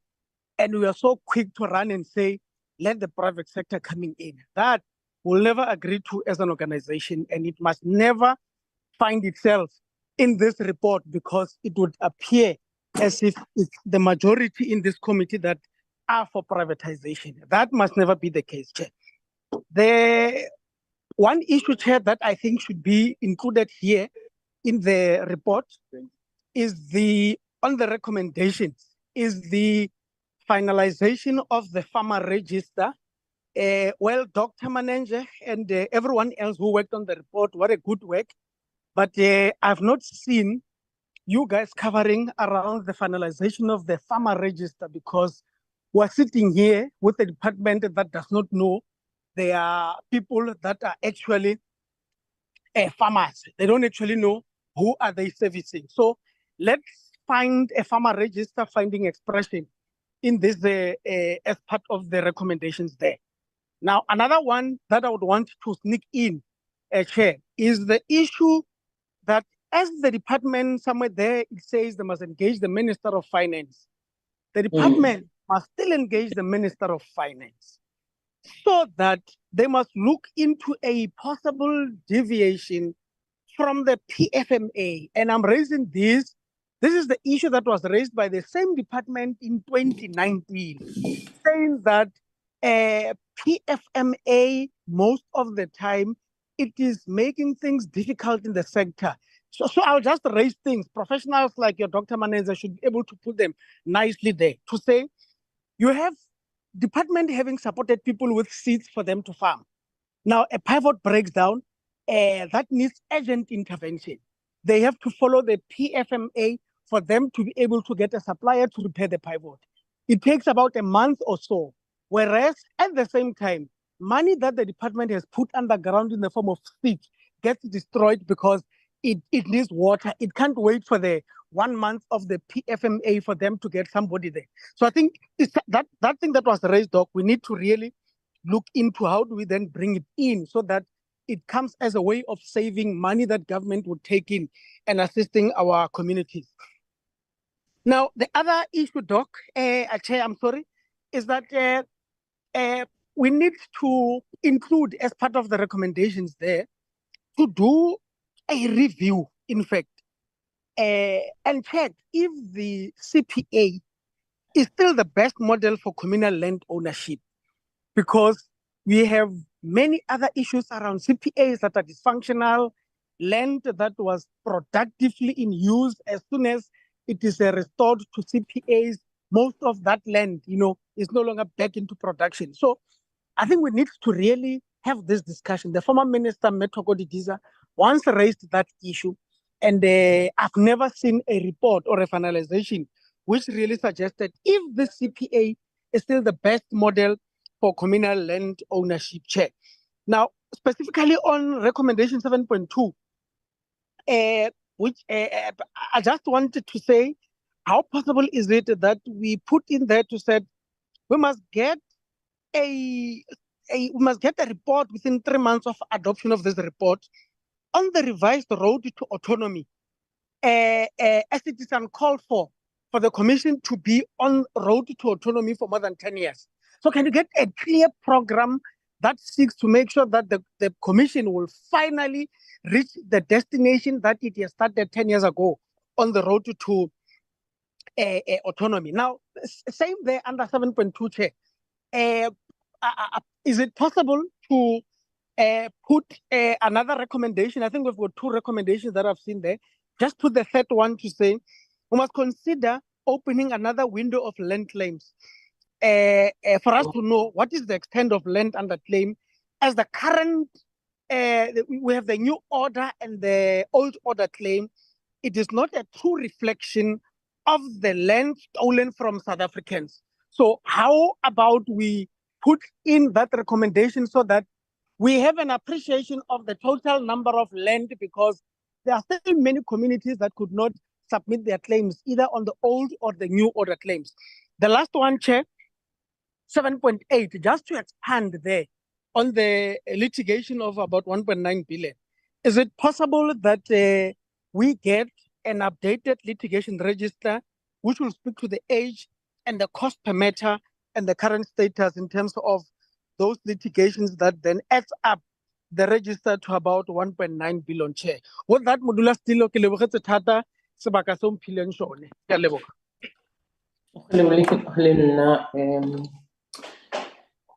Matusi, Honorable Mateto.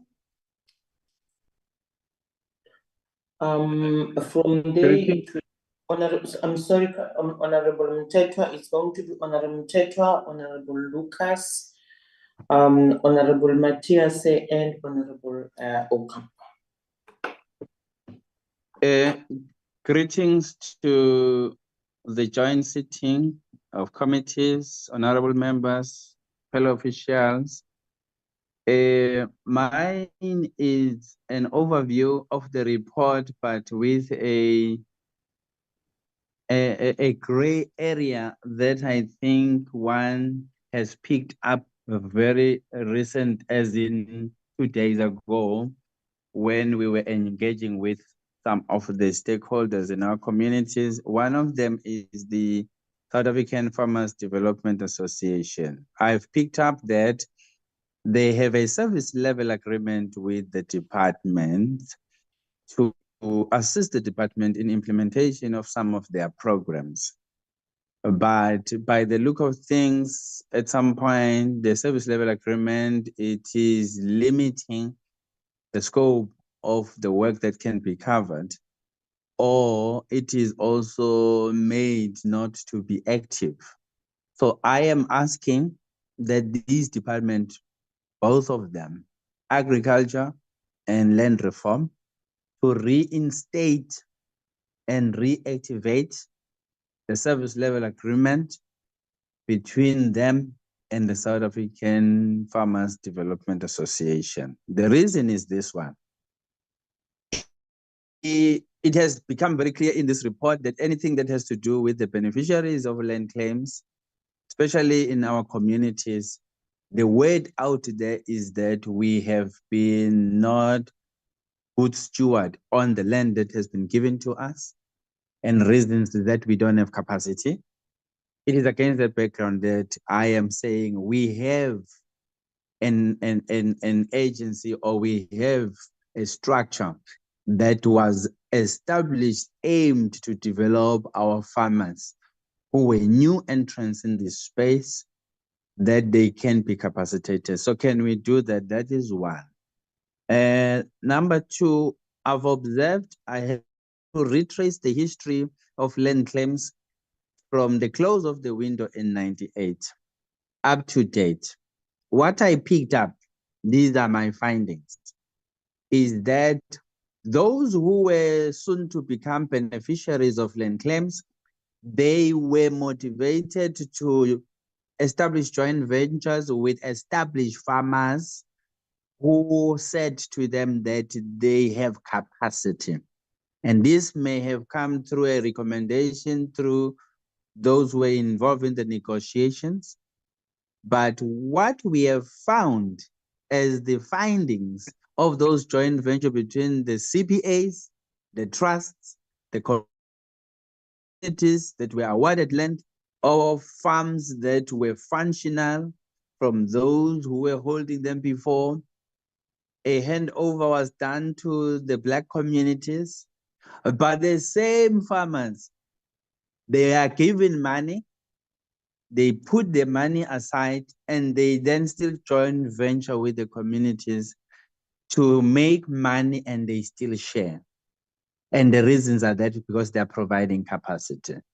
As a result, in 24 years or 30 years, the outcome is that the guy who made money is the one who was established, and the guy who didn't make money is the one that is a beneficiary of an operational project. So that for me is a reason for concern to say there is an uneven level of benefit whereby the intended beneficiaries eventually don't benefit.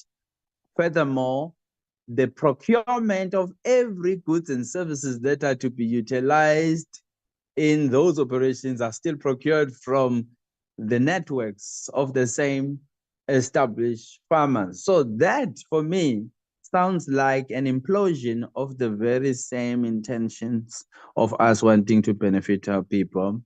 So it is not a one-sided thing that our people are failing, but let us review where our people were told to join venture with established farmers and see who ended up benefiting and who didn't benefit. And that report, it is sitting also with us, and I'm requesting that in our future meetings, we call the communities that we said we have empowered to hear their side of the story, because in law we say hear the other side of the story as well.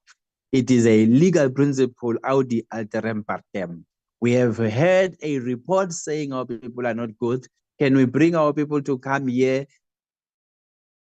We hear from them and then bring those who actually were established to see if they don't have a hand in the implosion of same farms that they were intended. Because as we speak now, most of those farms are sitting in the hands of those whom were taken from, and are sitting in the hands of those who were paid to say that they are exiting those farms, but the farms are in their hands. So which means there is a serious collusion that is happening in this space. May I end there? Thank you.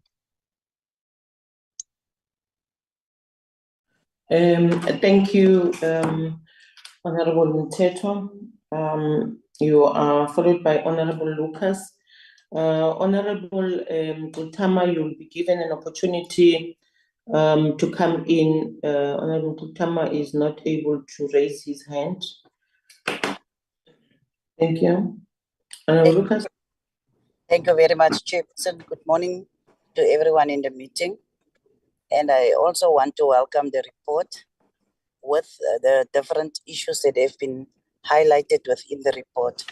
I just want to actually emphasize on one point.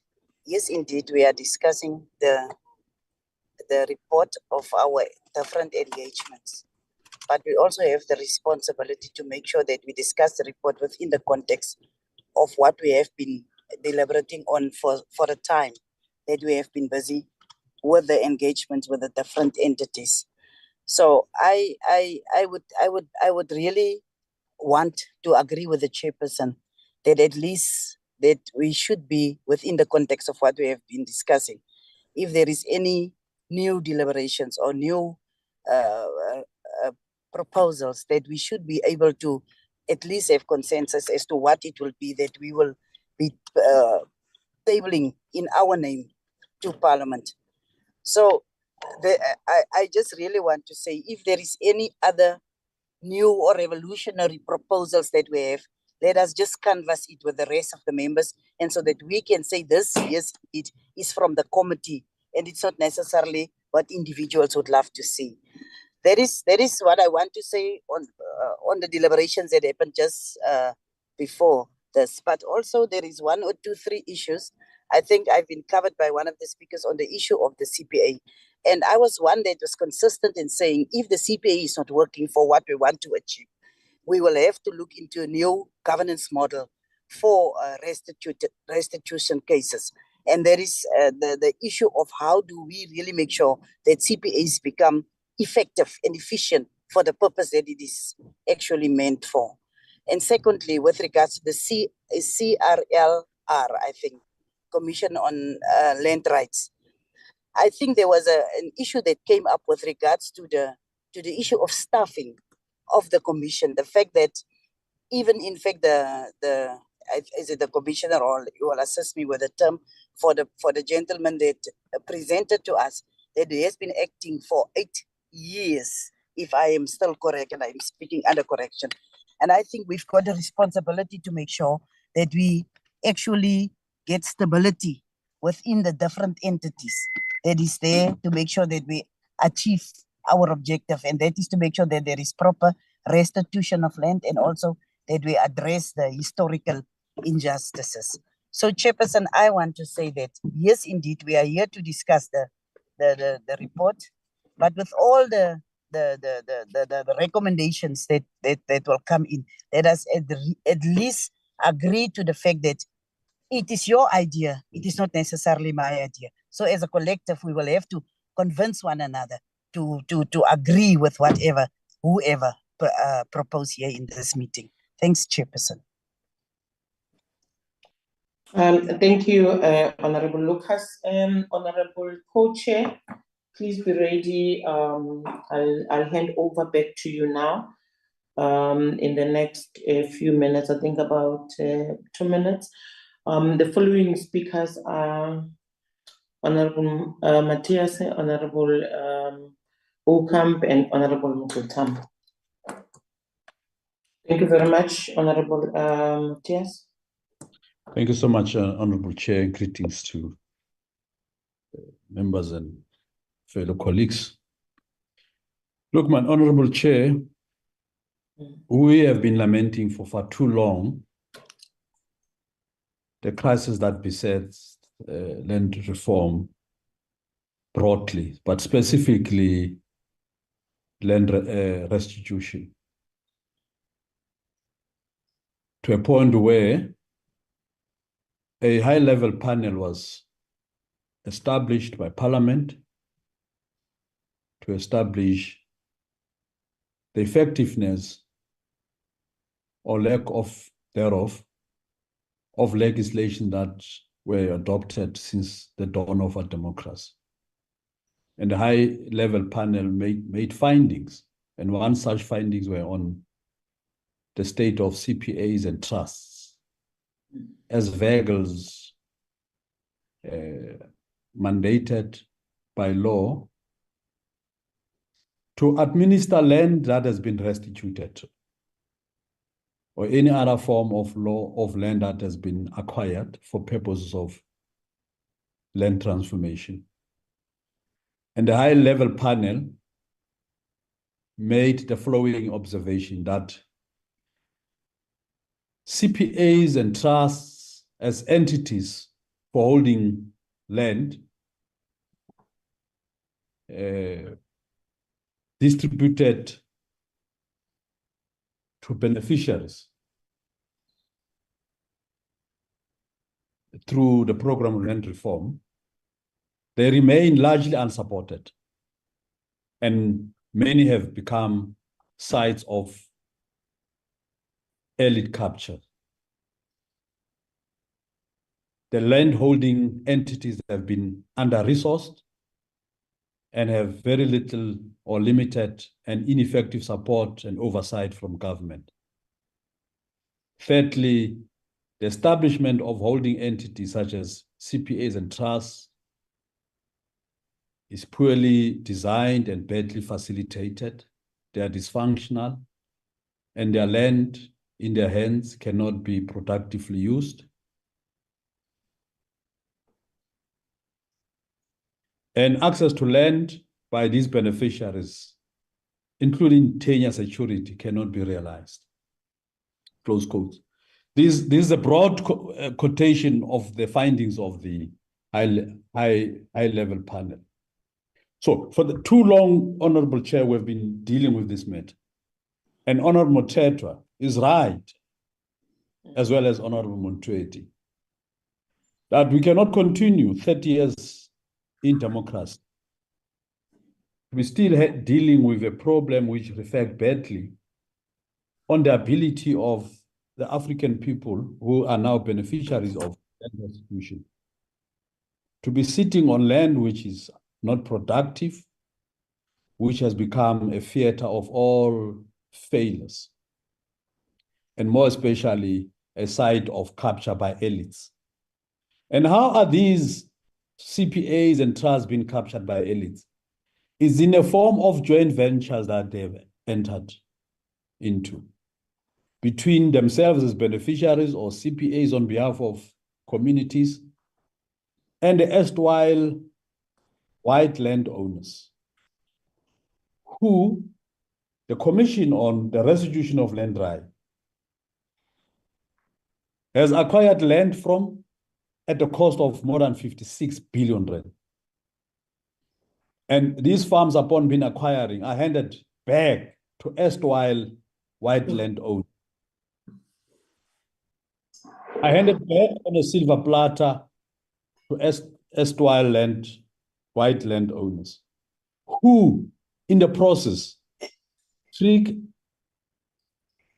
and rip off whatever the proceeds of the land that has been handed over to our people.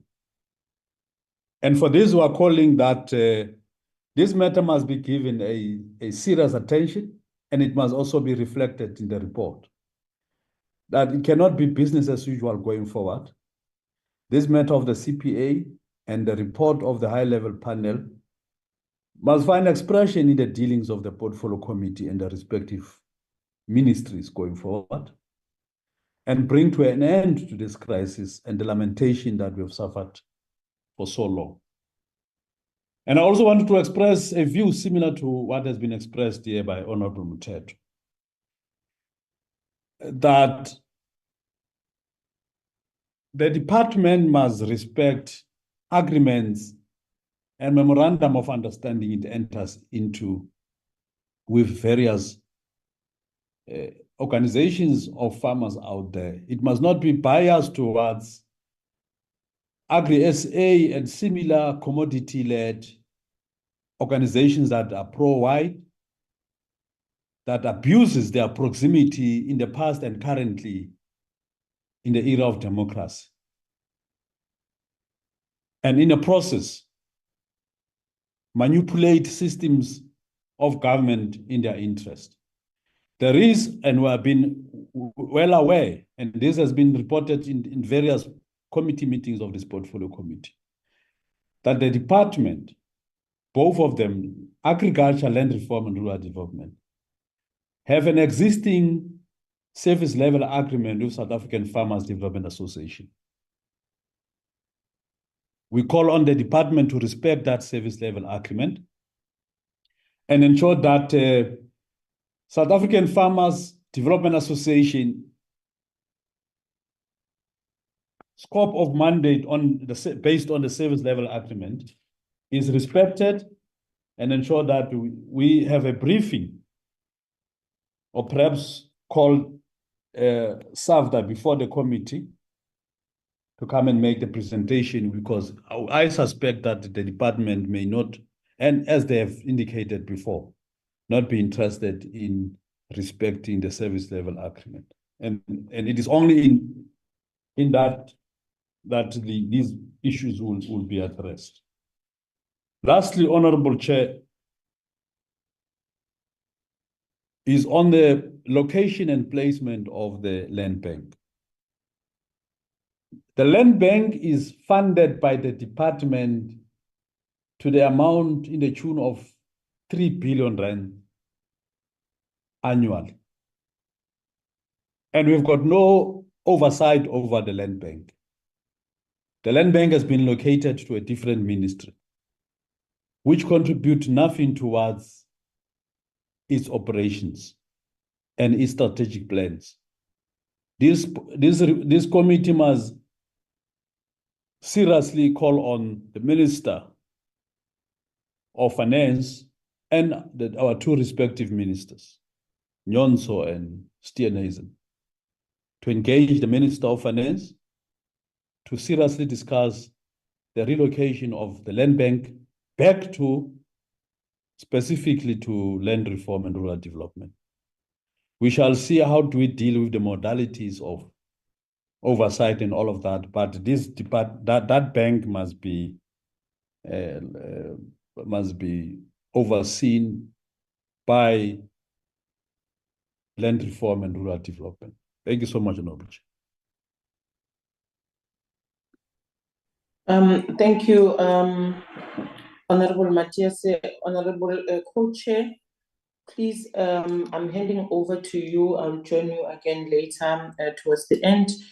It's Honorable Okamp, Honorable Kutama, and Honorable Mutwedi that I have on the list here.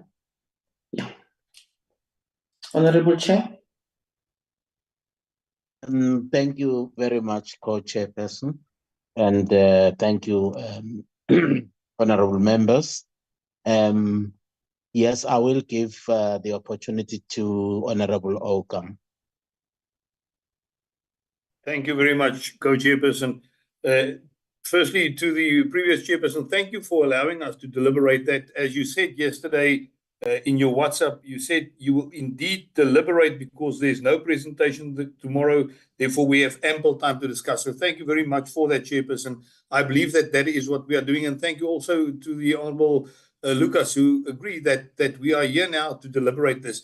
Chairperson, a few things. Firstly, it is very important that not one single issue that has been raised by either myself or Mr. Smith has not been discussed in the various deliberations that we have had. Unlike the statement about land bank now, which was never discussed. All the issues that we brought forward today were discussed at one point or another, either in the form of questions at the various meetings. Chairperson, I think a very important thing that I want to point out, there has been fears raised by some of the members here today that we are promoting the privatization of OBP. Let me put it unequivocally that that is absolutely not the case. In actual fact, I want to refer you to one of my proposals. Point of order. Chairperson, may I continue? Madam, I'm raising a point of order. There is a point of order. Although I do not see here on my... It's Honorable Montwedi Mutusi. Oh, Honorable Montwedi, yes. Thank you very much, Chairperson. Chairperson, I'm getting a bit worried that we raise issues and people must come and respond. Are we not just putting issues on the basket and then leave it there? Not for us to come and want to justify what is it that I had said, because I would also want to be afforded an opportunity to respond. I think the issues that are raised, it's done. Anyone that wants to come must bring in new matters, not to come and respond to certain issues that are raised, because I would also want to come in, be afforded an opportunity to respond. So can Honorable Okamp respect us and not actually subject us to that abuse? Thank you, Chair. Thank you, honorable members. I thought the process was actually to discuss the draft report with a view to actually, amending, adding, or subtracting, either on the observations made by the committee or on the recommendations that have actually been made. So you are right. We are actually throwing issues into the basket so that when they go back, our staff members who actually produce this report, we will then see how they actually integrate the contributions that actually have been made by the members into the report, because the whole idea of having this session is actually to SAS members' contribution to enrich this report so that at the end of the day, it becomes a product of the committee, which all of us are happy to identify with and adopt and present to Parliament. So I will actually, ask members, plead with members to refrain from actually debating issues. Let's actually come up with ideas and suggestions and throw into the basket. Thank you. Honorable May I Ocampo, you are on continue? the floor. Thank you very much, Chairperson. Chairperson, as you rightly said, may I be protected, Chairperson? Honorable Ocampo. May I continue, Chairperson? I see the hand of Honorable Mteto. Are you raising your hand on a point of order? On a point of order, Honorable Chair. Is that the voice of Honorable Matthias? Yes, Honorable Chair. Me, Chair, I would like just to contribute, throw in the basket you are talking about. Okay, no. Honorable Ocampo is on the floor for that. And then I will actually list you as a member that you would want also to make a contribution. But I'm trying to deal with Honorable Matthias's point of order. Thanks, Honorable Chair, for giving me the opportunity to speak. I think you must rule firmly on the point of order made by Honorable Muthusi Montwedi. We have not appointed anybody, including Honorable Ocampo, to moderate on the inputs we make here. He must raise issues and speak on his issues, and not moderate on the contributions we're making as if he's our supervisor. This must be for the last time he does that.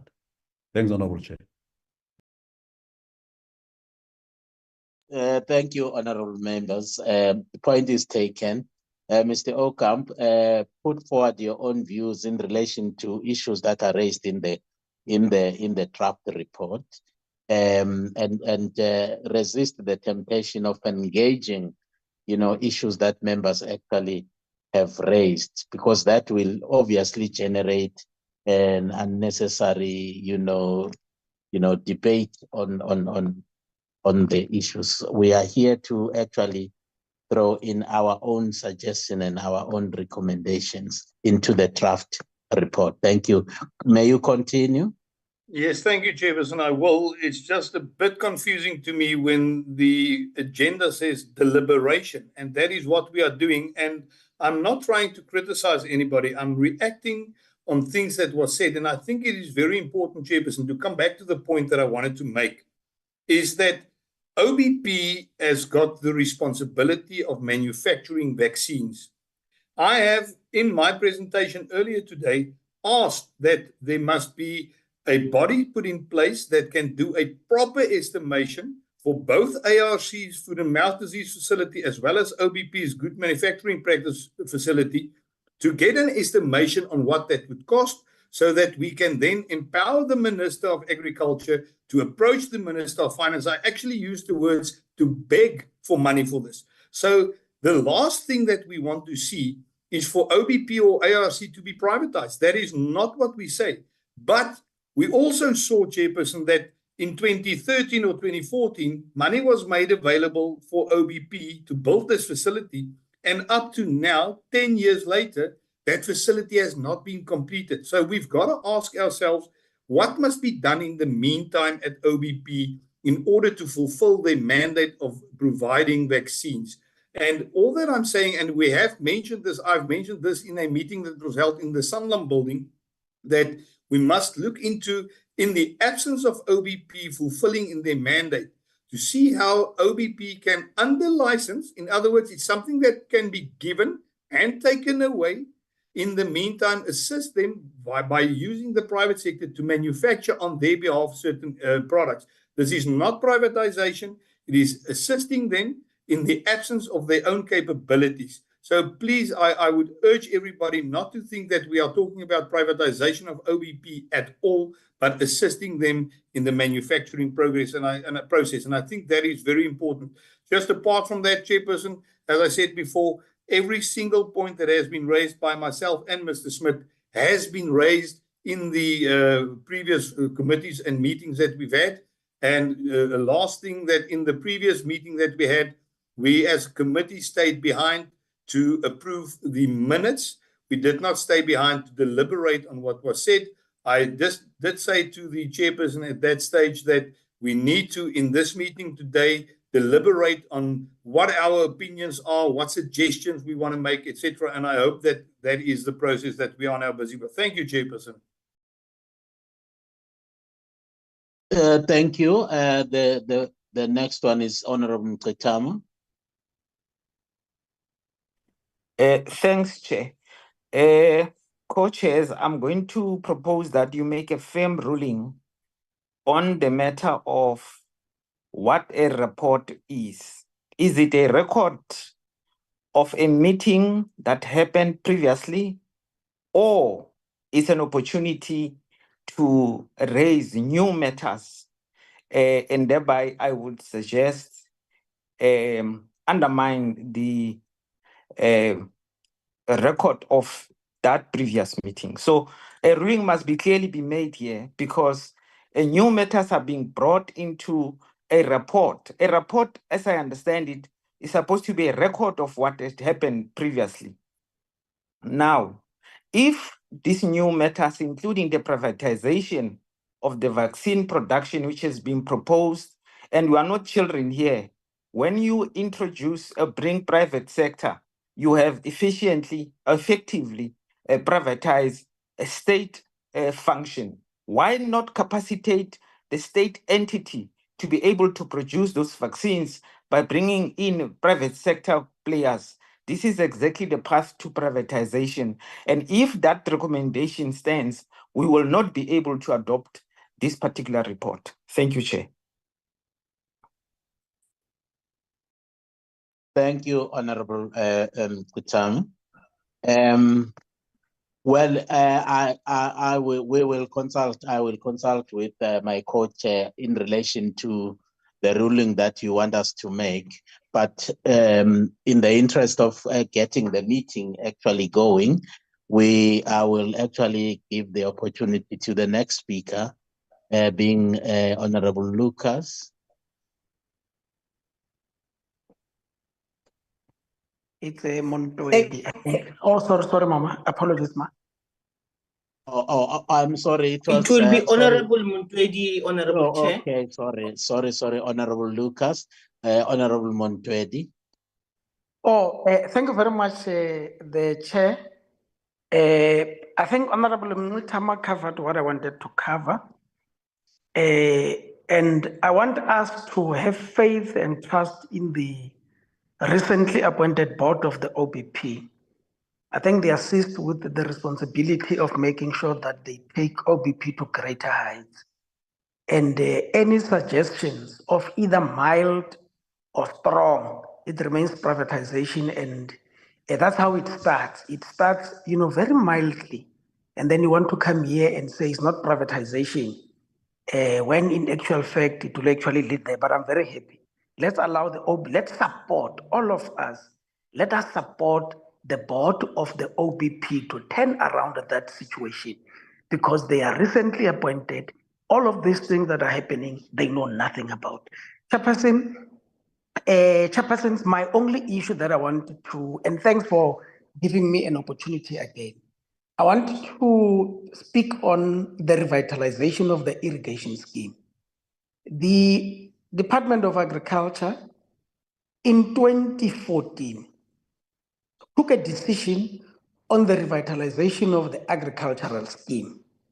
Now, agricultural scheme, Chairperson, account for about 100,000 hectares of land that are in production, where most of our people are actually benefiting. And I'm referring to those major agricultural schemes that we know, your Orange River, your Tukela Fall, your Great Fish River, and the Valhalla irrigation scheme. Now, the program for the revitalization of the irrigation scheme, it must find expression because the infrastructure there is very old infrastructure that today is actually a threat to the existence of the very same irrigation scheme. So I want the researchers there to find, good construction of sentence or paragraphs and make sure that we put that as a very key program that we need to resolve upon because it is the basis with which our people are actually still actively involved in the sector.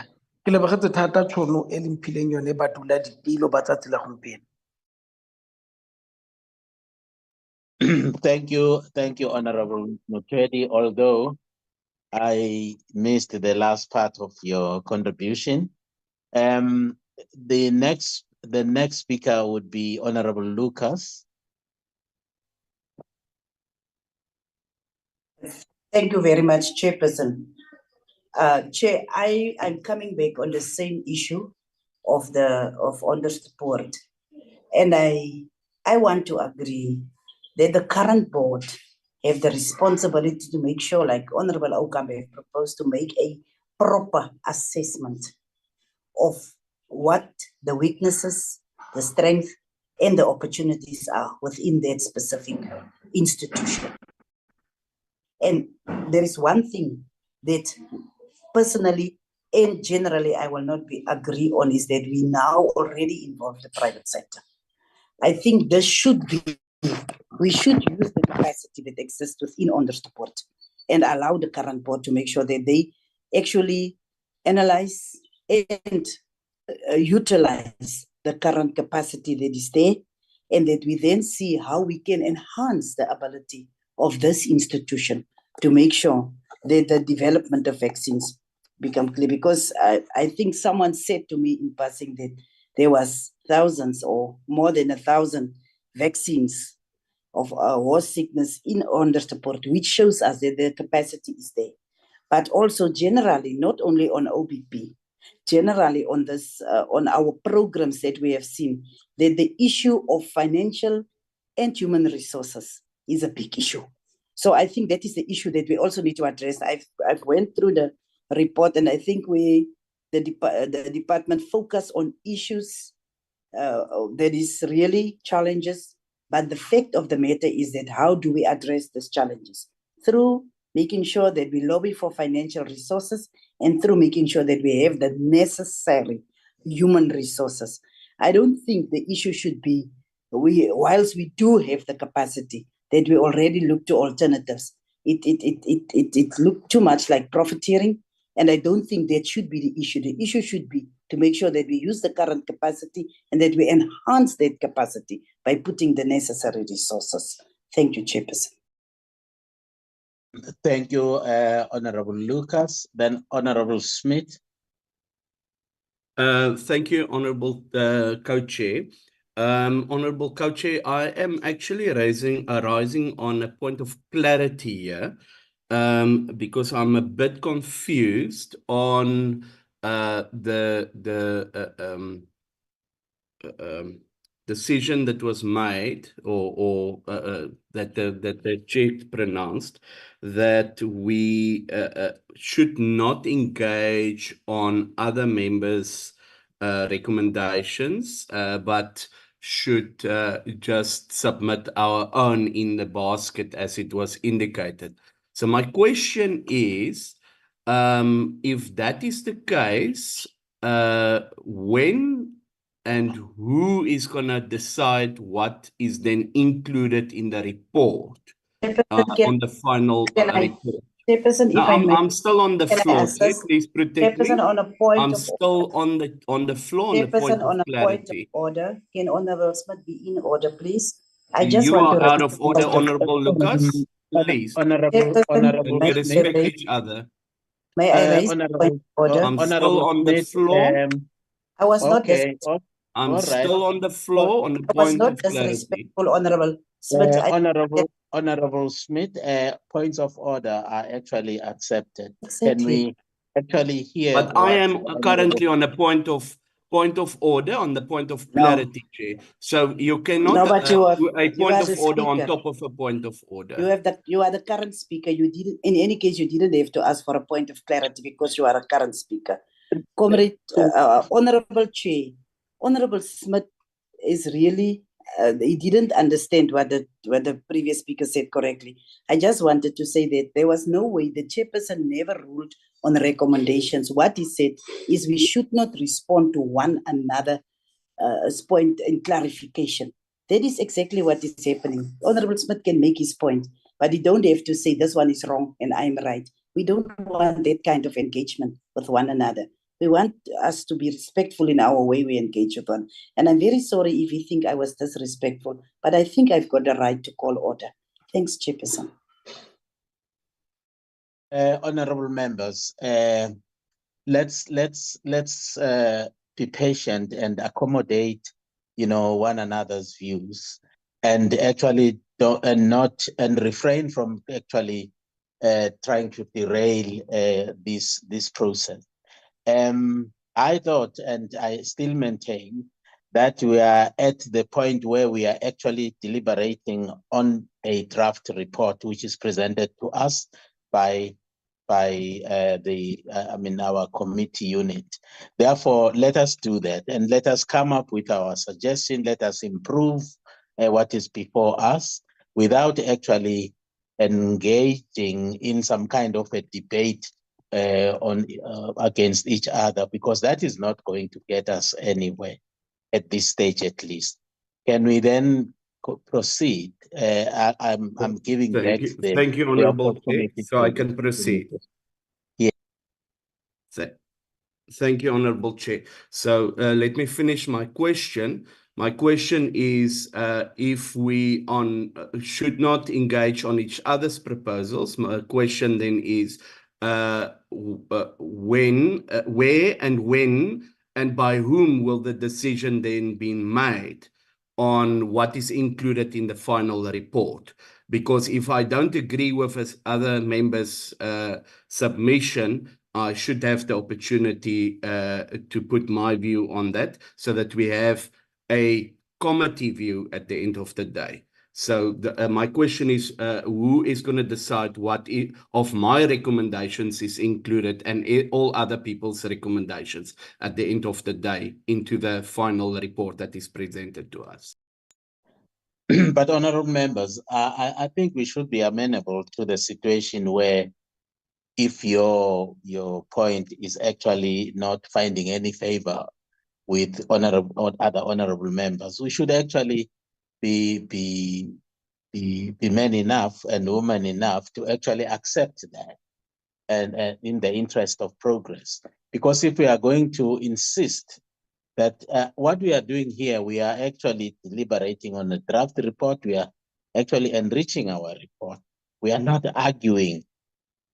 And what happens if you argue and not get anywhere and not achieve any agreement? And then what happens to your point? So please, I'm actually opening this space for members to actually deliberate on the issues that are contained in the report and come up and then reach this particular report so that it becomes ultimately, encompassing all the issues that actually we wanted to see on the report ourselves, but without being actually, argumentative against one another, because that is going to spoil the meeting anyway.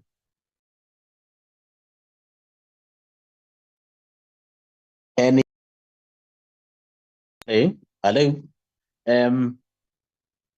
I don't see any hands. Yeah, it is. I raised it. Can I actually recognize the hand of Nyambos, Honorable Mteto? Thereafter, then it can be allowed into sure. Siphe Sinyisandla, yes, enkosi. I'm struggling to raise a hand, Chair, so that's why I've just popped in. All right, no, thank you. All right, no, I've noted it. Noted it also. Thank you. Thank you, Chair, and greetings to honorable members. May I enrich the report then going forward by saying, may this report note for a record that the issue of kings having claimed their land and a report thereof on their land claims, that our report as departments are silent on the stage of the claims of Amakos. That I would like that to be reflected. Instead, we are bombarded by the behaviors and the failures of the CPAs, but these CPAs and trusts are within the land of Amakos. So I find it very interesting that we as government, that we overlook the same constituency of kings in the same area. We are only able to see that the trust and the communities and the CPAs are not performing well. How did we miss the kings in that process? Because we have a report in the same 1994 report where kings have claimed their land, but nothing is said about that. That is the point I'd like this report to reflect. And number two, I have then checked our procedure on land claims, especially by the commission up until the stage of the settlements phase. At that stage, I find a malpractice in legal term, if I can specify. The process of restitution is to say we are giving you back your land because it was illegally taken from you due to unfair and unjust laws in 1913. But I find that during the process of negotiations to hand over the land, I find a dual approach where the one who occupies the land that the claimant is asking for is able to say, I would like my land to be bought, but these are the terms of engagement, is that the one who has claimed my land must also leave this land back to me, so as the right of first refusal. As a result, that process is now what we call ultra vires. We are practicing a legal means of restitution where we are no longer giving the claimant his or their land, but we are telling them how and what are the terms. And this, if we need evidence on this, I'm prepared to give to the House, because that is where the willing buyer, willing seller come from. Those are two distinct policies and which have no reference in history. So we, at some point, we were wrong in the manner of approach. I'm not surprised that the kings lost their position and place in the issue of land claims, and suddenly the emergence of trust and CPAs in that process. But all these are happening in the same land of Amakos. Then I'm moving on to Makatini Flats in Jozini. That area has suffered so much, the growers of sugarcane in that area. The department does not want to commission a study, which study is going to give a report on how we turn around Indawo Yasechozini. And so, which means as a department, we are responsible for lack of progress in Makatini Flats. We are responsible for all things that are not happening, because where we need to be intervening, where we have arrangements to help those communities through your South African Farmers Development Association, through the study that we are said to be commissioned. 3, this is the one that is very bad. I want this to be noted. The 8 million which was aimed at developing Makatini Flats was since announced by the minister, but then was never awarded. in those communities for them to do what they needed to do. And that is something that we must now check. What is the holdup? Because that is what is stifling our progress. Let me note then also that I can be put on record for saying what I'm about to say. That it was wrong of us as government to use 1913 as a reference for land claim, because 1913 in historical term, it's not a politics, Point of it's a order, fact. Chair. Point of order, Chair. Please, can we get back to the relevance?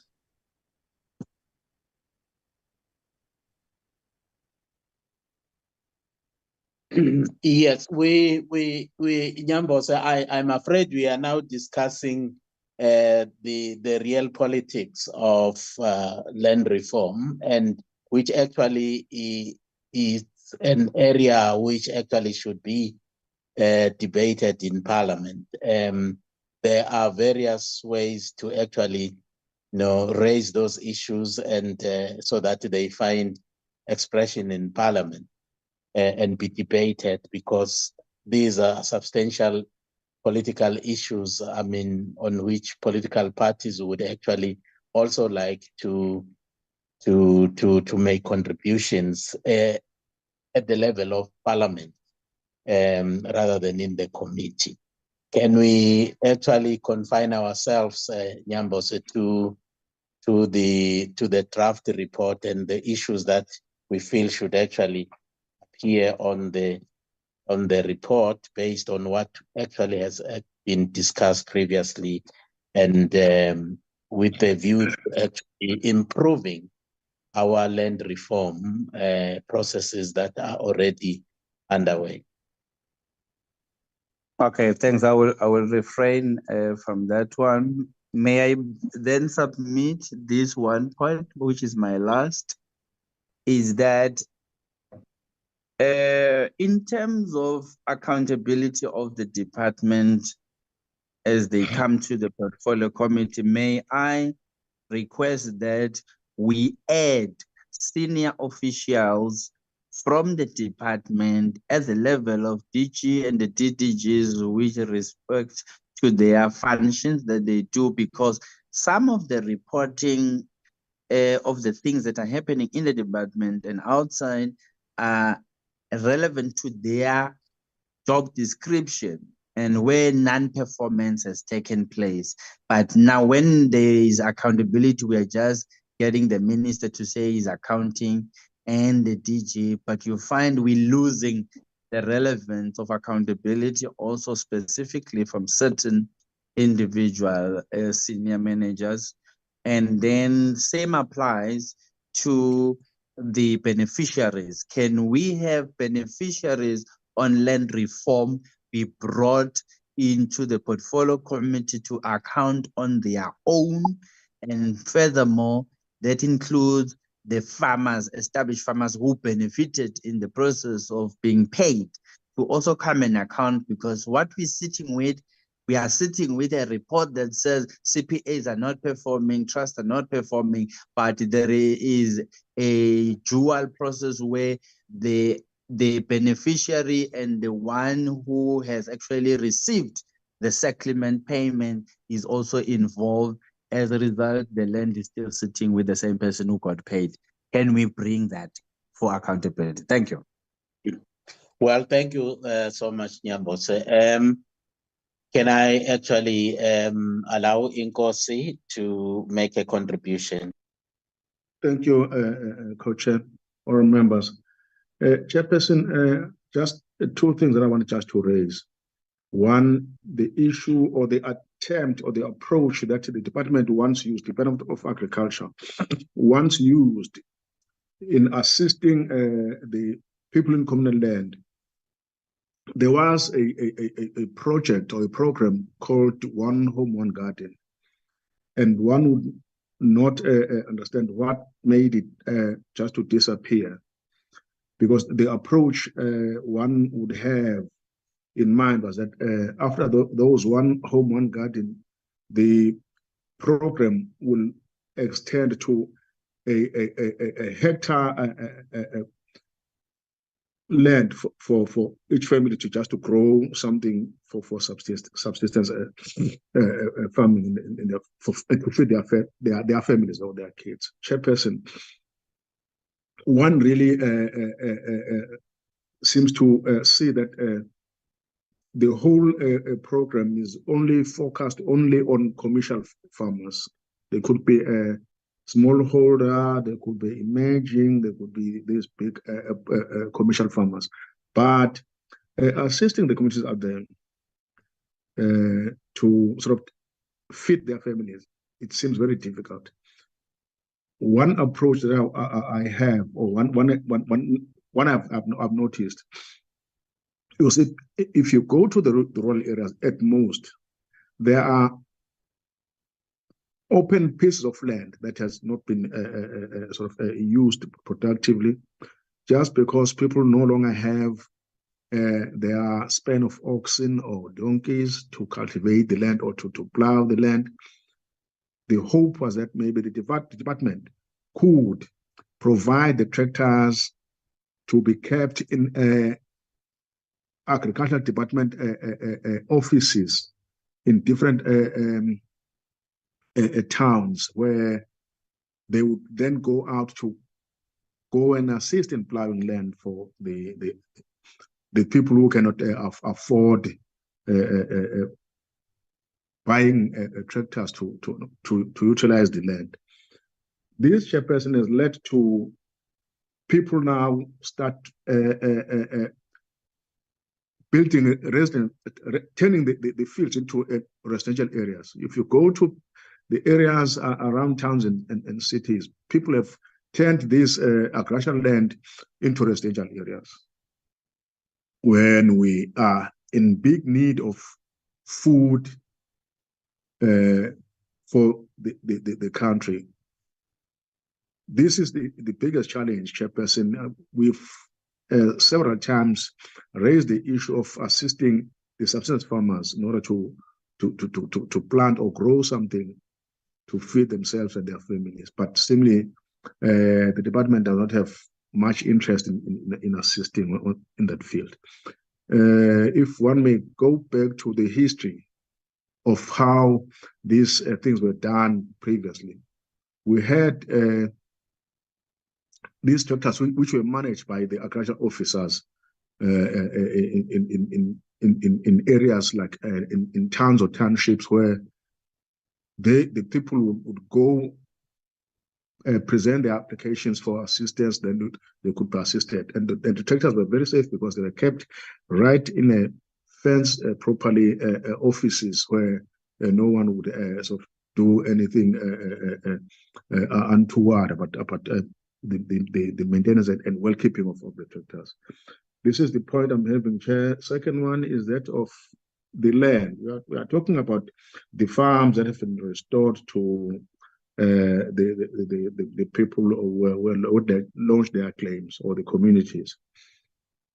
What I've seen, Chairperson, in some areas, there must be, I would say, there must be a need for the Department of Land Reform and Rural Development to sort of have, I would say, inspectors or people who will be visiting areas where the farms have been restored to certain communities, and exactly establish whether those farms have really been restored in their entirety to the communities. I'm saying this, Chair, because, you know, if you go closer to the areas, you find that the officials from the department are using their powers to sort of redivide the areas which have been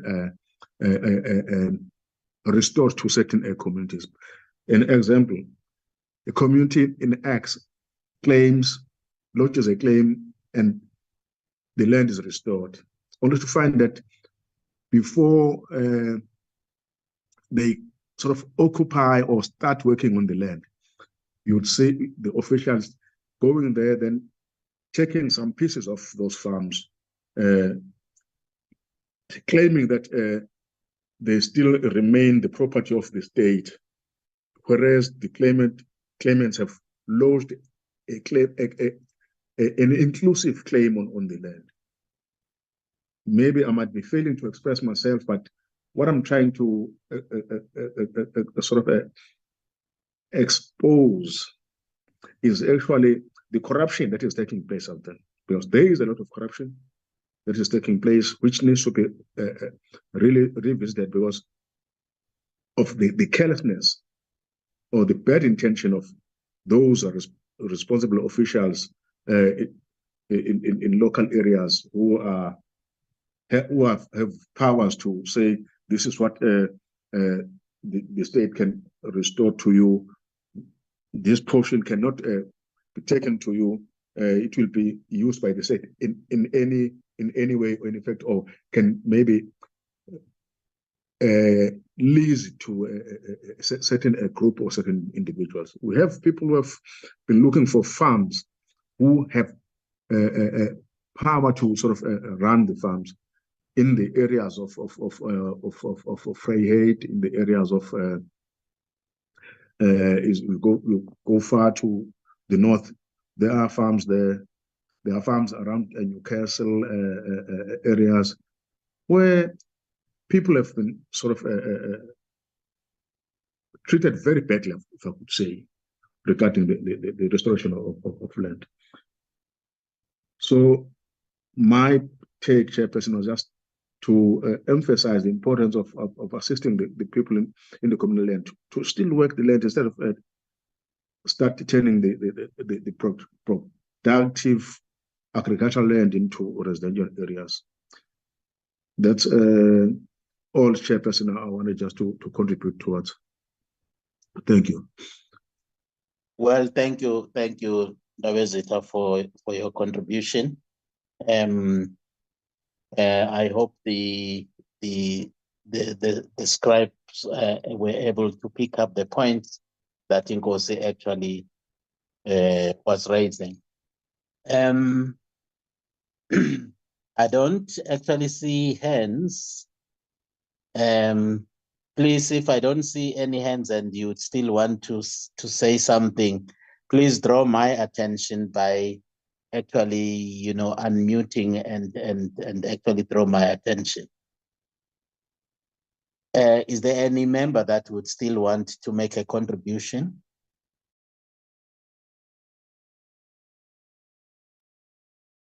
Honorable members.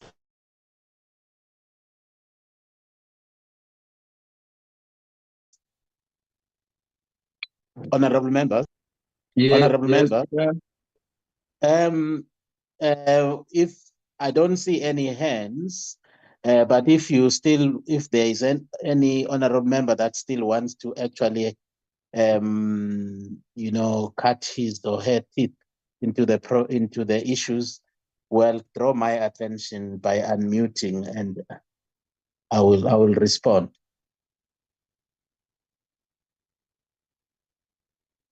Hello. We are covered, Chair. Oh, Honorable Chair. Yes, Honorable Matthias. Thanks once more, Honorable Chair, for an opportunity. Look, Chair, there's an issue there here as one of the matters raised in our previous portfolio committee meeting, including the joint meeting we had last week. On ALA, Agricultural Land Holding Account, and its challenges, or other challenges that faces the department in managing effectively the holding account. It was reported in a meeting by officials that the department, through ALA, struggles to manage effectively the collection of revenue, especially from farms that have been leased to different farmers, in a tune of about 196 or more million rands in outstanding rates and taxes owed by farmers to different municipalities. And the department has to settle such huge sums of money because of internal institutional inefficiencies and failures. In that regard, Honorable Chair, we raised concerns about the suitability, or rather, whether is it suitable for ALA to remain as part of the components within the department, or should alternatively be located outside of the department like many other entities. That will require the amendment of the law that has established ALA. And perhaps we must raise in this report that we as members of the committee are not happy with the doings, the operations of SALA, and therefore we propose that something needs to be done drastically to look into its efficiency and effectiveness, or lack of thereof, and going forward, that a commission must be established through the department to look into that, or alternatively, the act that has established ALA must be looked into for possible amendments going forward. ALA holds strong prospects, huge prospects of helping in the acquisition of land, and not only land acquisition, but post-settlement support for land, for those people who are on land, who are farmers, especially small-scale emerging farmers. But it will require a different model of an entity like ALA going forward, Honorable Chair. Thank you so much. Thank you so much, Honorable Member. That is also a very important point. Well, in the absence of any further intention to engage, I would rather like to invite the co-chair to take over and move forward. Thank you, co-chair. Thank you very much, Chair. I think we have come to the conclusion or the end of the meeting. What we can do now is to request the administration to go and add the information that members brought in.